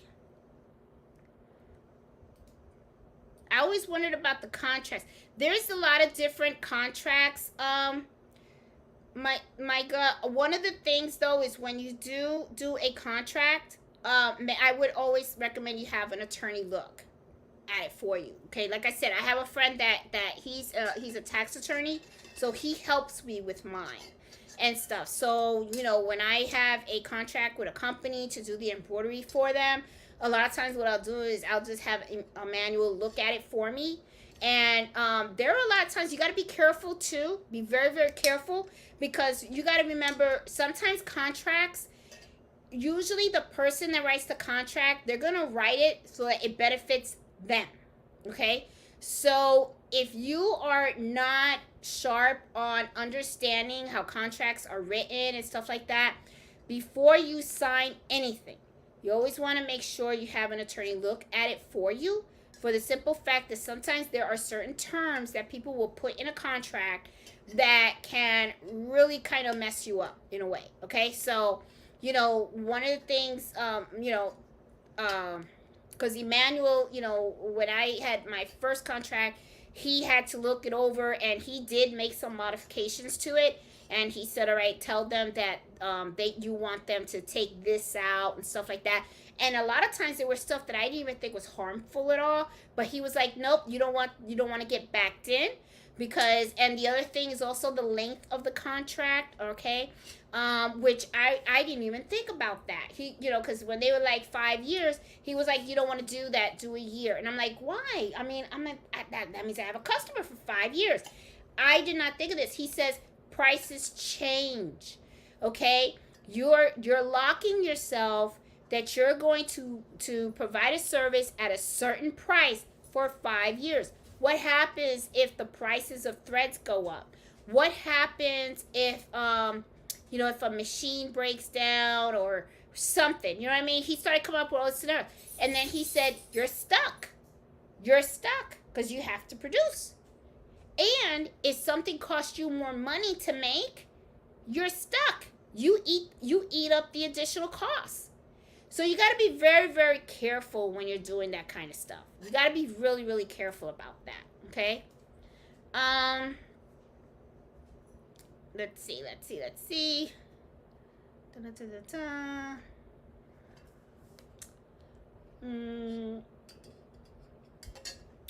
Ozzy, I saw your tag it video. I loved it. I loved it. I thought it was so awesome. One day I gotta have you on here with me. And I think you should start your own YouTube channel. I think you should think about it because I would watch it. I'll be your first subscriber, okay? Oh my God, Ozzy. I love that video. It was so cool. Let's see. Hey, Susan. I noticed people separately for surprise at cost, so I don't have to claim it on taxes. Profit. What I usually do, Susan, this is how I do it. Okay. I usually bulk everything in one invoice. Okay. I have a price sheet. Then usually what I do is on my price sheet, I write down how much each sheet of stabilizer costs. For thread, I kind of have a little breakdown of how much I want to charge for stitches. Sometimes I use it, sometimes I don't, sometimes I modify it a little bit and everything like that. Digitizing that, usually I include that in the cost, okay? But it sometimes depends also on the design as well, because if it's a design that I can use for other stuff, then I sometimes won't charge them because I can use that design for something else. However, though, if it's a logo, a company logo, okay, then of course I can't use that for anything else because it's theirs. So, I will charge them for the digitizing, but usually I don't separate the cost of the digitizing. What I will do is I incorporate that cost in the price per item. That's how I usually recoup that cost.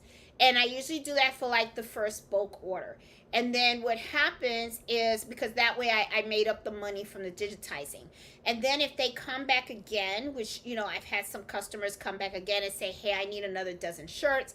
Then what I'll do is I'll knock off a couple of dollars from the previous. Because I tell them, because I don't have to digitize, there's no digitizing involved, and I already have their item already digitized and everything, then what I will do is I'll just go ahead and I'll I just tell them this is how much it's going to be moving forward and stuff like that. So, and it kind of works out and stuff like that. So yeah, but and I do have to do my taxes and stuff, and I have an LLC, which is why I'm really grateful that I have my friend, because he helps me out with my taxes and all that other stuff and everything. So yeah, Uncle Sam, let me tell you, Uncle Sam really takes a chunk out of your stuff. I tell you, man, he always got his hand out. It's like, and it's not a high five kind of handout for April 15th. He always comes after me. Every month he always comes after me, okay, because I have to collect sales tax.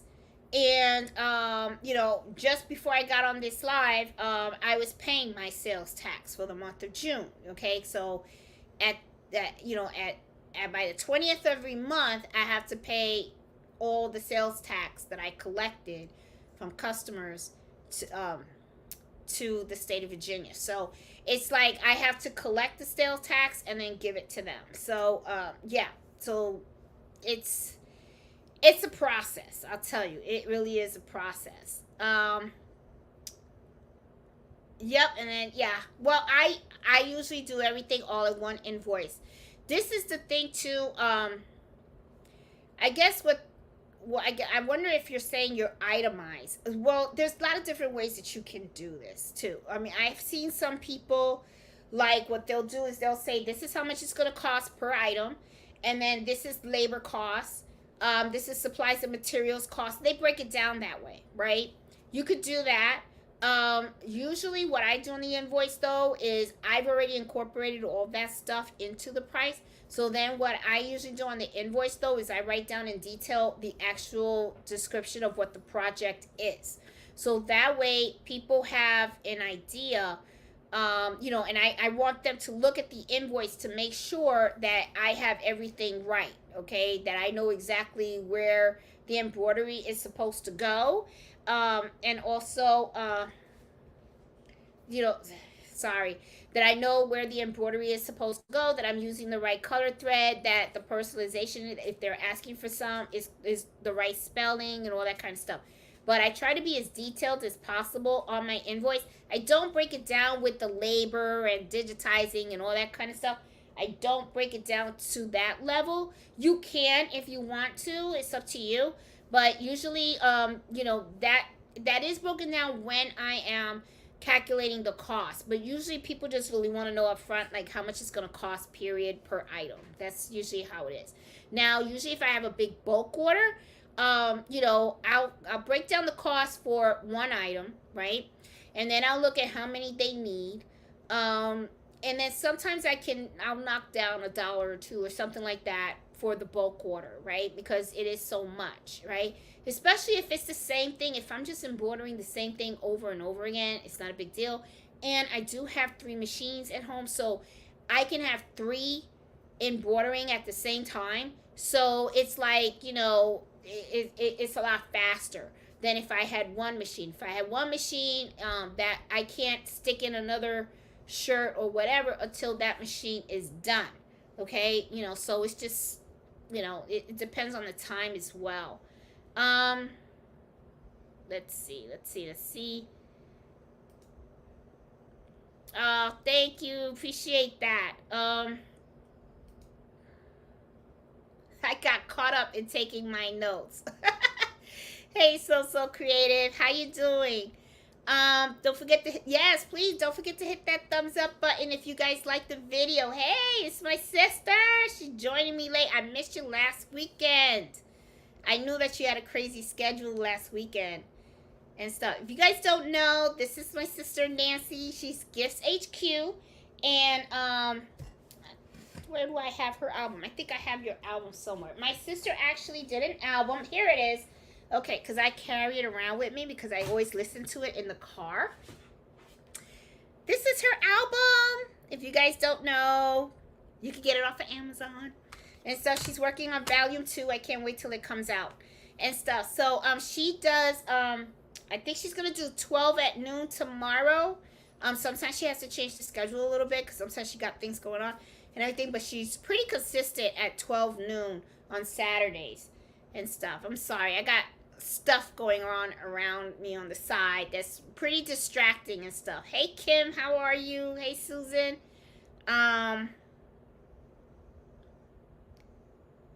Let's see. I guess Nancy's feeling under the weather. I guess my nephew did good. He had a competition last weekend, so I guess he did really, really good and stuff. Let's see. I see everybody saying hi to each other and stuff. Oh my goodness, just it came close to 42 hours. I have one machine. Damn. JC, if you live close by me, boy, let me tell you, I would be like, come on, let's just go to the bar and have a drink. It's okay. It's a lesson learned. It's okay. I know, and I know that you're probably bummed out. That sucks, man. You know, live and learn. That's all it is. This is experience. Think of it as a positive thing. Okay? 42 hours is a long time. But I bet you got really good at it, though, too. I bet you every time you put it in the new time, probably came out better and better. So think of it that way, okay? You were practicing your skills. That's what you were doing, okay? And I hope you took pictures, because if you did, then you can show off your work and stuff like that, okay? But, it'll be all right. Don't worry. I mean, we all screw up, you know?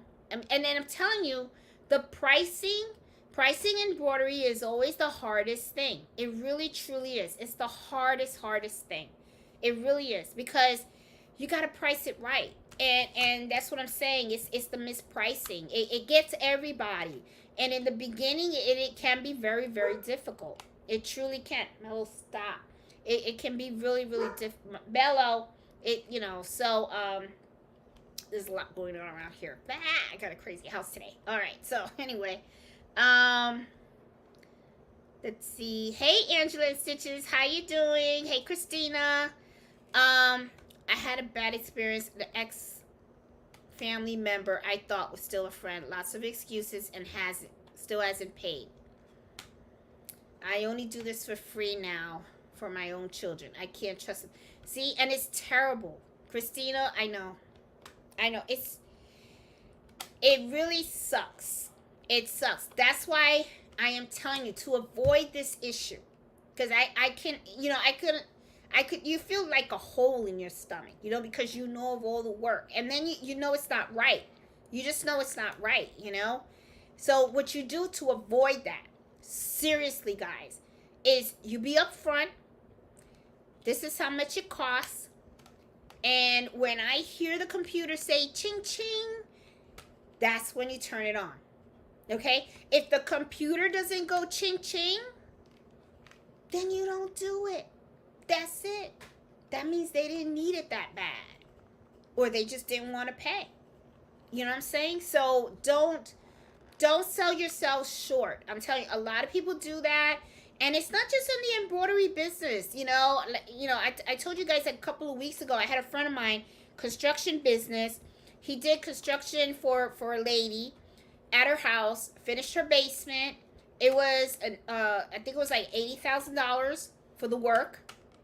And it was a huge basement. I mean, we're talking big.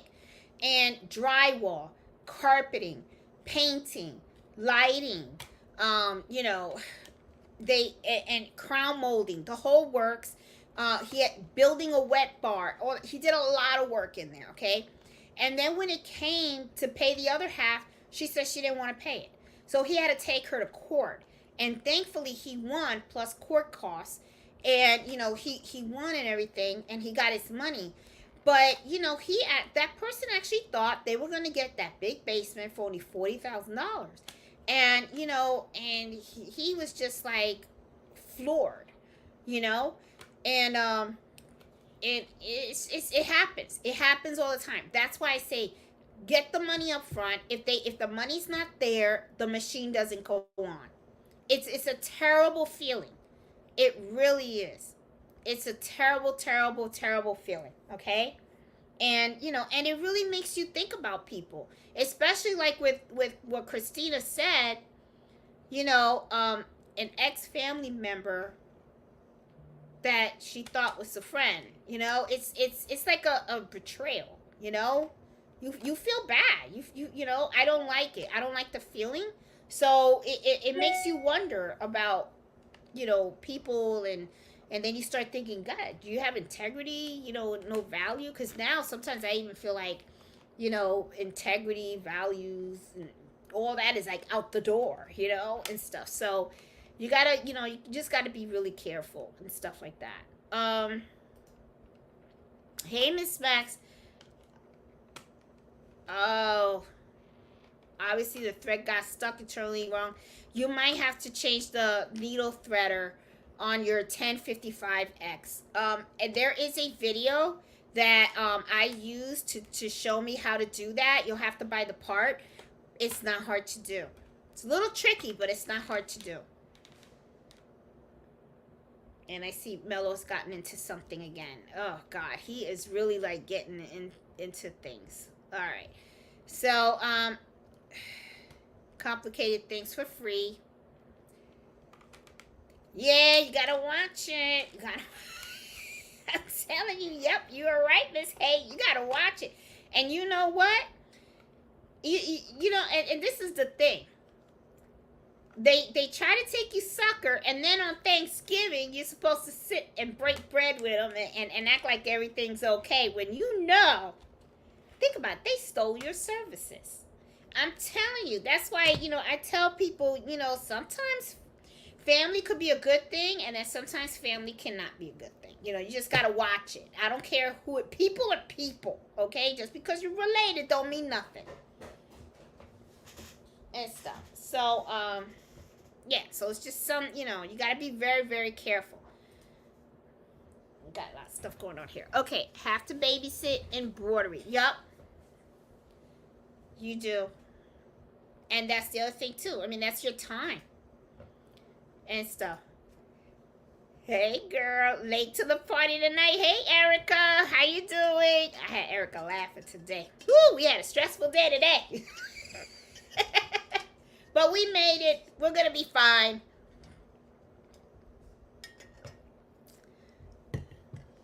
Debbie, thank you. Yes, guys, if you guys like the video, please hit the like button. Hey Angela and Stitches, how you doing? Received my quilts in today. Love them. Thank you so much. Can't wait to stitch them. Uh-oh, somebody got their extra gifts. Where is Ozzy's video? Rita, Ozzy's video is on our Facebook group. It is on our Facebook group. It is like so cool. It was really, really cool. He did a really good job.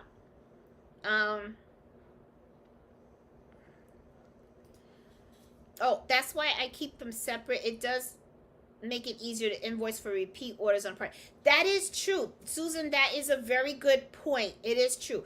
Because she's got a point here, guys. See, I usually don't put that information on the invoice. But she's got a really good point. Because look, let's say that she gets the repeat order, right? You may have forgotten how you priced it, right? Even though, in a way, when I go to my my QuickBooks, I can pull up the old invoices and I can see how I priced them and stuff like that. But sometimes you can look at how you charge for labor, digitizing, and all that stuff. And if you have it all listed and stuff like that, it makes you a little easier to price and stuff like that. Just to keep it together.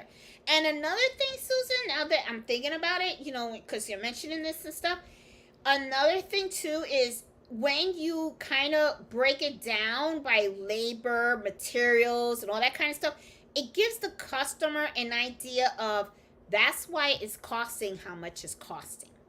Because all these things cost money. Because, like, let's say, you know, I use stabilizer, right? And I charge 10 cents per sheet.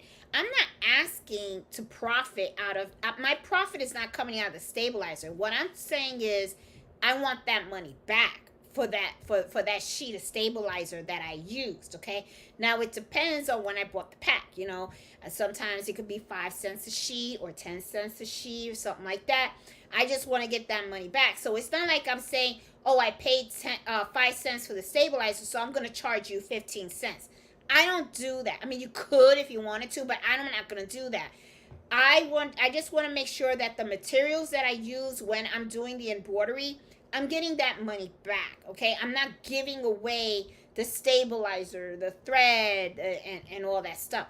So, and then what I'll do is I'll charge for the threading and then also my time and, you know, and the digitizing and everything like that. So, but Susan, that's not a bad idea. That really isn't and stuff, you know? And Erica, don't think you're going to get away, girl, because you're going to come live with me one day, okay? Okay? All right? You want to do it now? You want to do it now? We can do it now. I won't put you on the spot. I won't put you on the spot. She's probably looking at the TV right now going, No, she ain't gonna force me. But I think by the end of the summer you should be ready. That's what I think, because I want to see those cups. Um, let's see. Hey Christian, how you doing? I see Pam on there. Hey Bob, how's it going? Sometimes answering a customer's questions can take more time than actually making the product, which sometimes they don't buy. That is true. That is very, very true, Bob. But I will say this. Sometimes what happens is you want to build that customer relationship with them, okay? A lot of times what happens is when people are asking for something, they sometimes don't understand the process. They don't understand what it takes, okay? So they'll come out and say, hey, I just want you to embroider this, and they just want to pay $5 for it, okay? It does take time when you're talking to the customer, but that's what the business is all about. It's customer service. If you don't want to deal with customers at all, okay, and you want to deal with them minimally, that's when you go to online, okay? But the thing is, with online, you're kind of limited, right? Because what's happening is you got to make sure that your online store is reaching the community, okay? So the customers know how to find you and all that kind of stuff. That can be kind of hard, okay?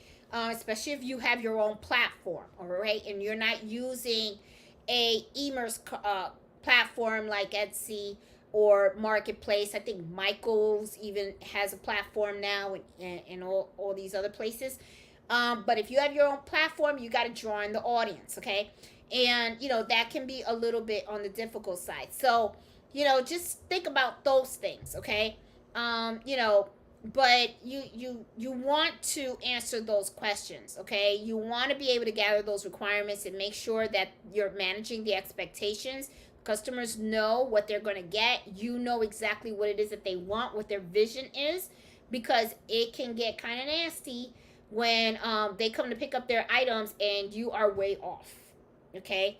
So, is it a pain? Yeah. Are you spending time? Yeah. But you know what? When if you're in the car industry and you're selling a car, okay, you're going to be talking to the customer. They might buy the car, they might not, okay? Just like when people go clothes shopping and they go in, oh, I want to buy a sweatshirt, or I want to buy a shirt or something like that, and then you're walking around, you're showing them a whole bunch. Maybe they'll buy it, maybe they won't. It's customer service. That's what it is, okay? And if you're going to sell local and you're going to do custom embroidery, you better sharpen those customer service skills, and you better learn that you're going to have to deal with it, and you're going to have to be patient, and you're going to have to make the time. That's why I tell people get an appointment book, because I use an appointment book, and when a customer wants to talk to me about something, I schedule it in the appointment book, and I actually schedule an hour with them, okay, for a consultation, because I want to know what it is that they want in detail, okay? And I know that if I do a good job, and I also know that if I build a very good business relationship with this customer, chances are I'm going to have a repeat customer. And I usually have a lot of repeat customers. I have a lot of people that come to me, and they know my processes, they know how I work, they know my style, they know how I do, they know my end products and everything, and they don't have a problem with it at all. None at all. They actually like it, because they know that they can come to me and they can give me a design, and I'll get it digitized, and I'll test stitch it, and I make sure that it's happy. I'll make any adjustments that they need. And when I price them, not a problem. Not a problem. They don't even hiccup. They just go, how much? And then they go, okay, email me the invoice and I'll pay it right away. And then sometimes as soon as I send the invoice, I hear my computer go ching ching, and I'm like, oh, okay, better get to work. So yeah, but customers, dealing with customers, it does take a while, and stuff.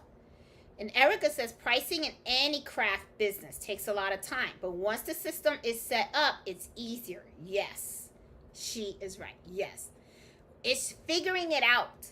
Once you figured out your numbers and you have an idea, then you know. Now, Erica does the cups, right?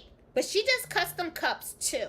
But I don't know how she prices her cups. And we'll find out about that when she gets on this live. We'll find out more about how Erica does her stuff. Because I know with the embroidery, right? Like I said, I have some standard prices for certain things that I do all the time, right? Because they're standard. I'm sure she probably does some similar.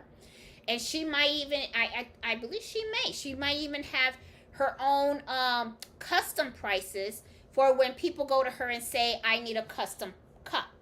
Okay. So, I mean, it all depends. But she's right. It depends on what it is that you're doing. But once you have an idea of the cost that is involved in developing that product, okay, when people come to you for the custom, that is the custom piece is where you then start focusing on a little bit more, because you already have a big idea of how much something's gonna be, how much you need to charge, and then you start adding that extra and stuff like that. But it's a learning process. I am telling you, it's a learning process. And nobody really gets it correct in the beginning. Okay, so don't think that, shoot, I messed up, so you messed I messed up too. Okay, I messed up. There was one time when I was selling stuff and I was not even incorporating my time. Okay, and I was mispricing myself. And then as time went on and I was running my numbers, and that's why I say it's very important that you are honest. Do not lie to yourself when you are writing your numbers in your notebook. If you got ugly numbers, you got ugly numbers. Okay, just suck it up. You got ugly numbers. That means that you're not doing too hot. It's okay. But you're not going to know if you're not doing too hot if you're not honest. So just be honest up front. And if you're in the negative, you're in the negative. Then you just go, you peel the onion and find out, why are you in the negative? Did I buy too many blanks? Or, am I spending too much on inventory? Or am I not charging enough for the materials that I'm using? Am I, is there something in the equation where I'm not charging at all? Am I charging for my time? Or, or something, you know what I'm saying? Then you start peeling the onion, and eventually you're going to learn, and you're going to make adjustments, and you will see that negative number you have eventually is going to turn into a positive. It is. It's just going to take time, okay? You got to learn it. You got to learn your business, okay? Running a business is not easy. It is hard work. You make a lot of mistakes. That's why I say it's really important that you surround yourself with other people that run a business as well, because you can feed off of each other. Okay, they do have groups. I know that where I live, they have a group that they meet once a month, and all they do is talk about how they run their businesses, and they share ideas about how they advertise. They share about how they price. They share about issues that they've had with customers, how they dealt with them, contracts, things that they mistakes they've made when they've read contracts and or written contracts, different things. Okay. Excuse me. So don't be like, oh my God, I made a mistake. So you made a mistake. Big deal. Okay. Because this is the thing. Sometimes what happens is people, they're not honest about their numbers. And then they're like, oh, I'm making bank. And they're going around telling everybody, I'm making bank. And then one day they sat down and they're like, where the hell did my money go? You never had the money. You were not looking at true numbers. Okay? I mean, that happened to me. It happens, okay? But you learn as time goes on. And then you start learning about expenses that you didn't even know you had to incorporate, like owning a business license and paying for your LLC every year, and paying the sales tax. And then not only that, when you get profit, okay? Like I said, April 15th comes around, Uncle Sam got his hand out. There goes that part of the profit, okay? That's not money that's going to stay in your pocket. Uncle Sam now wants his share. So there's just so many different things. So you gotta take it slow. That's why I say, I always feel like the people that rush are usually the ones that really don't make it, because they're so quick to make it to that finish line that they don't really take the time to take the small baby steps and enjoy the small successes. And then what ends up happening is when you are rushing, you overlook some errors that you're making along the way. And that's when you find out that the true numbers that you thought you had, they're not really true numbers. Okay? And then, you're like, how the hell did I get here? That's what ends up happening. Then you're sitting there and you're looking at yourself in the mirror and you got this big question mark over your head. Like, how the hell? What happened? How did I go from here and now I'm like here? What happened? And it can be very stressful. It can be embarrassing, because then it's like you really, and I'm gonna be honest, those are humbling experiences. They are, because it's like you think you were doing good because you weren't writing your numbers correctly, or you weren't understanding what was coming out of your business versus what was coming in. And it can be humbling, and it's okay, because you're not gonna grow, and you're not gonna get stronger if you don't make mistakes. Okay, you just suck it up, buttercup, and just keep going, and it's gonna be all right. Okay, so that's just how I kind of look at it and stuff like that. Well, anyway, I went on a rampage, didn't I? Okay, so all right. And you could, girl. I'm working on cups right now. Do you want to, Erica? Because I could send you the link and you can get on live and you can say hi. Do you want to do that? Let me know. Text me. Text me on the phone, okay? If you want to. Ooh, does that mean Erica's going to come on and say hi? Oh my goodness. Put that lipstick on, girl, if you're going to. That would be so cool. Let me see. I'm going to text her just to see if she wants to. Because if she wants to, then I'll send that to her. And stuff. But let me see. Or I think she might be shy. And if she's shy, she's okay. But I am going to have Erica come on because, let me text her real quick. She'll probably kill me. Let me see. You want to come live now? Okay, let me see what she says. Absolutely. If you tell me bleach with a turtle, then I'll charge a design fee. And if I have to create the whole thing. Yep, see? So it's really the same thing. No matter what what you do, it's you got to charge for that customization, because the customization, it's not that they throw you off the game, but it's just that you have to take time off to actually do that. Sitting on my deck, look at what did she say? Okay, hold on.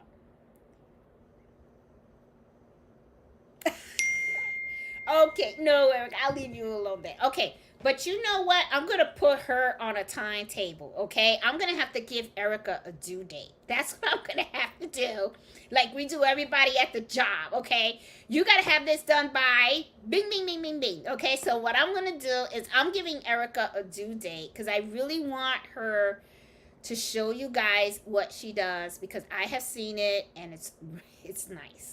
It's really, really, really nice, and I want her to have some exposure and talk about what she does and stuff like that. So, all right, Erica, I'm gonna leave you alone, but I'm giving you a due date. As a matter of fact, I'm gonna put you on the spot, and I'm going to give you a due date right now. Okay? So, as you guys know, next Friday we're going to do the Embroidery Happy Hour live, right? So that's on the 26th. So I had told her that we are going to, she thinks I'm messing with her. So Erica is going to be on the schedule for August 2nd, Embroidery Happy Hour Live. Okay? And she will be showing us what she does and how she does it and talk a little bit about it. So she is on there for, gosh, due date. Yes, she's got a due date now. She has a due date. She so August 2nd, you guys are going to meet my coworker, and and she is going to show us about cups and stuff like that. Let's see. Hey, Robin. Oh, have a good night. And I will see you tomorrow at Nancy's Live. Yes. And yes, Miss K. Numbers for machine costs. Haven't got the mighty hoops in the hoopy station. Yep. More ugly numbers. Yes. And that's the other thing, too. Things are expensive. Okay. They're expensive, especially to do professional embroidery. You really need the equipment and stuff like that. Now, this is the other thing too that I want to say up front. A lot of people think that to have professional embroidery, you got to have a multi-needle machine. Not true. I am telling you right now, there are flat beds that yeah, okay, so Erica agrees that she will be on our live August 2nd. Okay, so we're going to be seeing Erica on that day. So anyway, but yeah, flatbed machines are just as expensive. I have seen flatbed machines that are like $15,000-$20,000, and I am not gonna lie. Let me tell you, I want one. I want one of those expensive ones. The Luminaire is my dream machine. So if any of you guys have that machine, I am jelly, okay? Because I want one. I mean, it looks so. Oh, it looks beautiful. It looks like, oh, it looks so nice. And you know what? Those flatbed machines have the big hoops. They have the big hoops. They run $15,000-$20,000. And one day I will get it. Maybe I will get that machine for myself when I retire. Maybe that's what I'll do. I'm going to probably save a couple of hundred every month. So when I retire in 2 years, I can afford my Luminaire. And maybe at that time, maybe they upgrade it again. I don't know. But yeah, that's what I want and stuff. But yep. Yes, she has a due date. So August 2nd. Okay. And yep. 400 spaces. I just prefer less vibration, noise. That, you know what, Bob, thanks so much for posting that, because that is another thing also that you have to take into account when you are doing orders. Okay, thank you so much for writing that, because this is a thing. Not every embroidery design can be, okay, and I'm telling you, can be run at top speed. You can if you want to, but the quality of the embroidery design is not going to come out that great, okay? There are going to be times when you just have to take it slow, and you got to slow down the machine. I don't care if you have a flat bed. I don't care if you have a multi-needle machine. Sometimes, depending on the design that you are embroidering, you're going to have to slow that machine down. That is also going to cut into the cost of the item. So just something that for you guys to think about as well, okay? She says, I don't understand how you charge for your time plus charge per stitches. Sometimes you can do one or the other, Rita. I don't really charge per the stitches. I do mostly by time.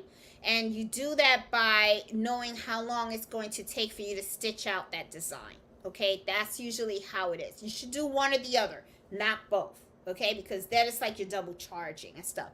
That's usually how it is. SC1900 is a workhorse. It is. I couldn't live without the hooping station. I love the hooping station. I love it, love it, love it. Use it all the time. Oh my God, Marsha has a Luminaire. I'm jelly.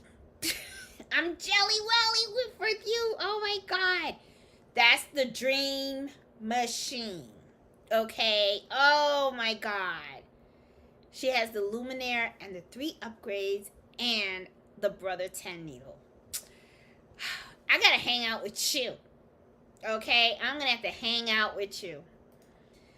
I checked with the Mighty Hoop attachment that slides at the bottom of the piece so the hoop doesn't bounce. They don't make it for the Racoma. Hopefully soon. And you know what, Angela Stitches, you may want. Yeah, I mean, I make sure if you're a part of our my Facebook group, the owner of the Mighty Hoops company, Tiffany, she is part of our Facebook group as well.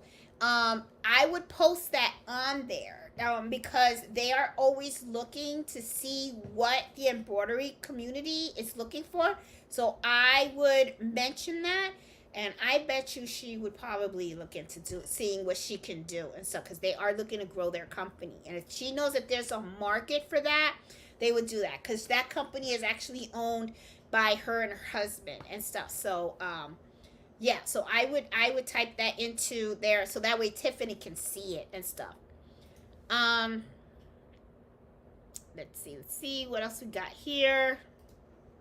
The embroidery program shows you the threads. Yep. And you can calculate it by dividing the cost of the thread, cost of time, or whatever you think is worth your hour. Yep. Totally think so. Thanks to that. Oh, you're welcome. Um, I've been wanting to get Mighty Hoops too. Well, you guys can use the link, and also if you use my code Boricua, you get free shipping. Okay, which you may want to do that because those items are heavy.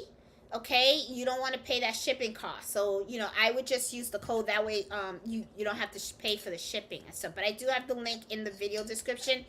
And those are very good. I mean, I have done a couple of videos using Mighty Hoops and the Mighty Hoop stations, for the single needle and also the multi needle. If you can, I would strongly recommend you guys invest in those hoops. And I'm telling you, because they are very, very good quality. Your machine should already come with hoops. But a lot of times the hoops that they come with, well, this isn't really it, but I don't have the multi needle machine hoops, but they come of this material as well. They're like this. They're kind of plasticky. I'm not saying that they don't work. They do work. Okay, they work. I mean, it's okay. The only thing is that the Mighty Hoop just makes it a lot easier to hoop your item and a lot faster. That's all it is. So it's just something that you may want to look at. Now, I am going to tell you up front, those things are pricey. Okay, it's like depending on the size of the hoop, it averages about $150 a pop. Okay, so they are pretty expensive. However, though, once you buy that hoop, I mean, it's like it's forever. They do stand by their product. Also, if you ever have an issue, all you gotta do is reach out to Tiffany. Believe me, she'll take care of you. She makes it right. I mean, she's really good. She owns, her and her husband own the company, and they do really well. I mean, and the products are really good. They got it going on. I'm telling you, I was just like, wow. I mean, I'm really impressed and stuff. Let's see. Yeah. So so guys, I have talked enough tonight about the ways that people lose money when running an embroidery business. I hope you guys found that information helpful, and please give me a thumbs up. It really does help the channel a lot. Usually, it's like, I think for the algorithms, I know I'm saying it all wrong. Okay, y'all know my Spanglish and stuff like that. I'm telling you, they make fun of me at my job all the time because I can mess up an acronym in a minute. Okay, but if you give me the thumbs up and stuff like that, it does help the channel and everything. And my whole goal in doing this channel is to help other people that want to learn how to embroider. And even if they're thinking about running an embroidery business, I like to always be honest about the feedback that I share, from my personal experiences, whether it was positive, negative, and stuff, because that's how we learn, right? By really learning from other people. I don't like to just like say, hey, just do this and everything's gonna come out great. You know, if I screw up, I like to share those too. Even when I am trying to show you guys how to make something, right? If it comes out great, awesome. If it comes out bad, well then, you know, hey, you guys heard me say it. Okay, you know not to do what I just did, you know, because it's not gonna come out. But my whole focus is really just to help everybody and stuff like that. So, you know, next week is show and tell for those that have joined in the, you know, Christmas in July gift exchange. I am really looking forward to it. I can't wait to show off what I got. Okay. You know, I mean, I love it. I can't wait to show it off. And I can't wait to see what else everybody else has made and stuff. Everything should be in the mail. Everyone should have it by next Friday. That is awesome. And you guys already know August 2nd.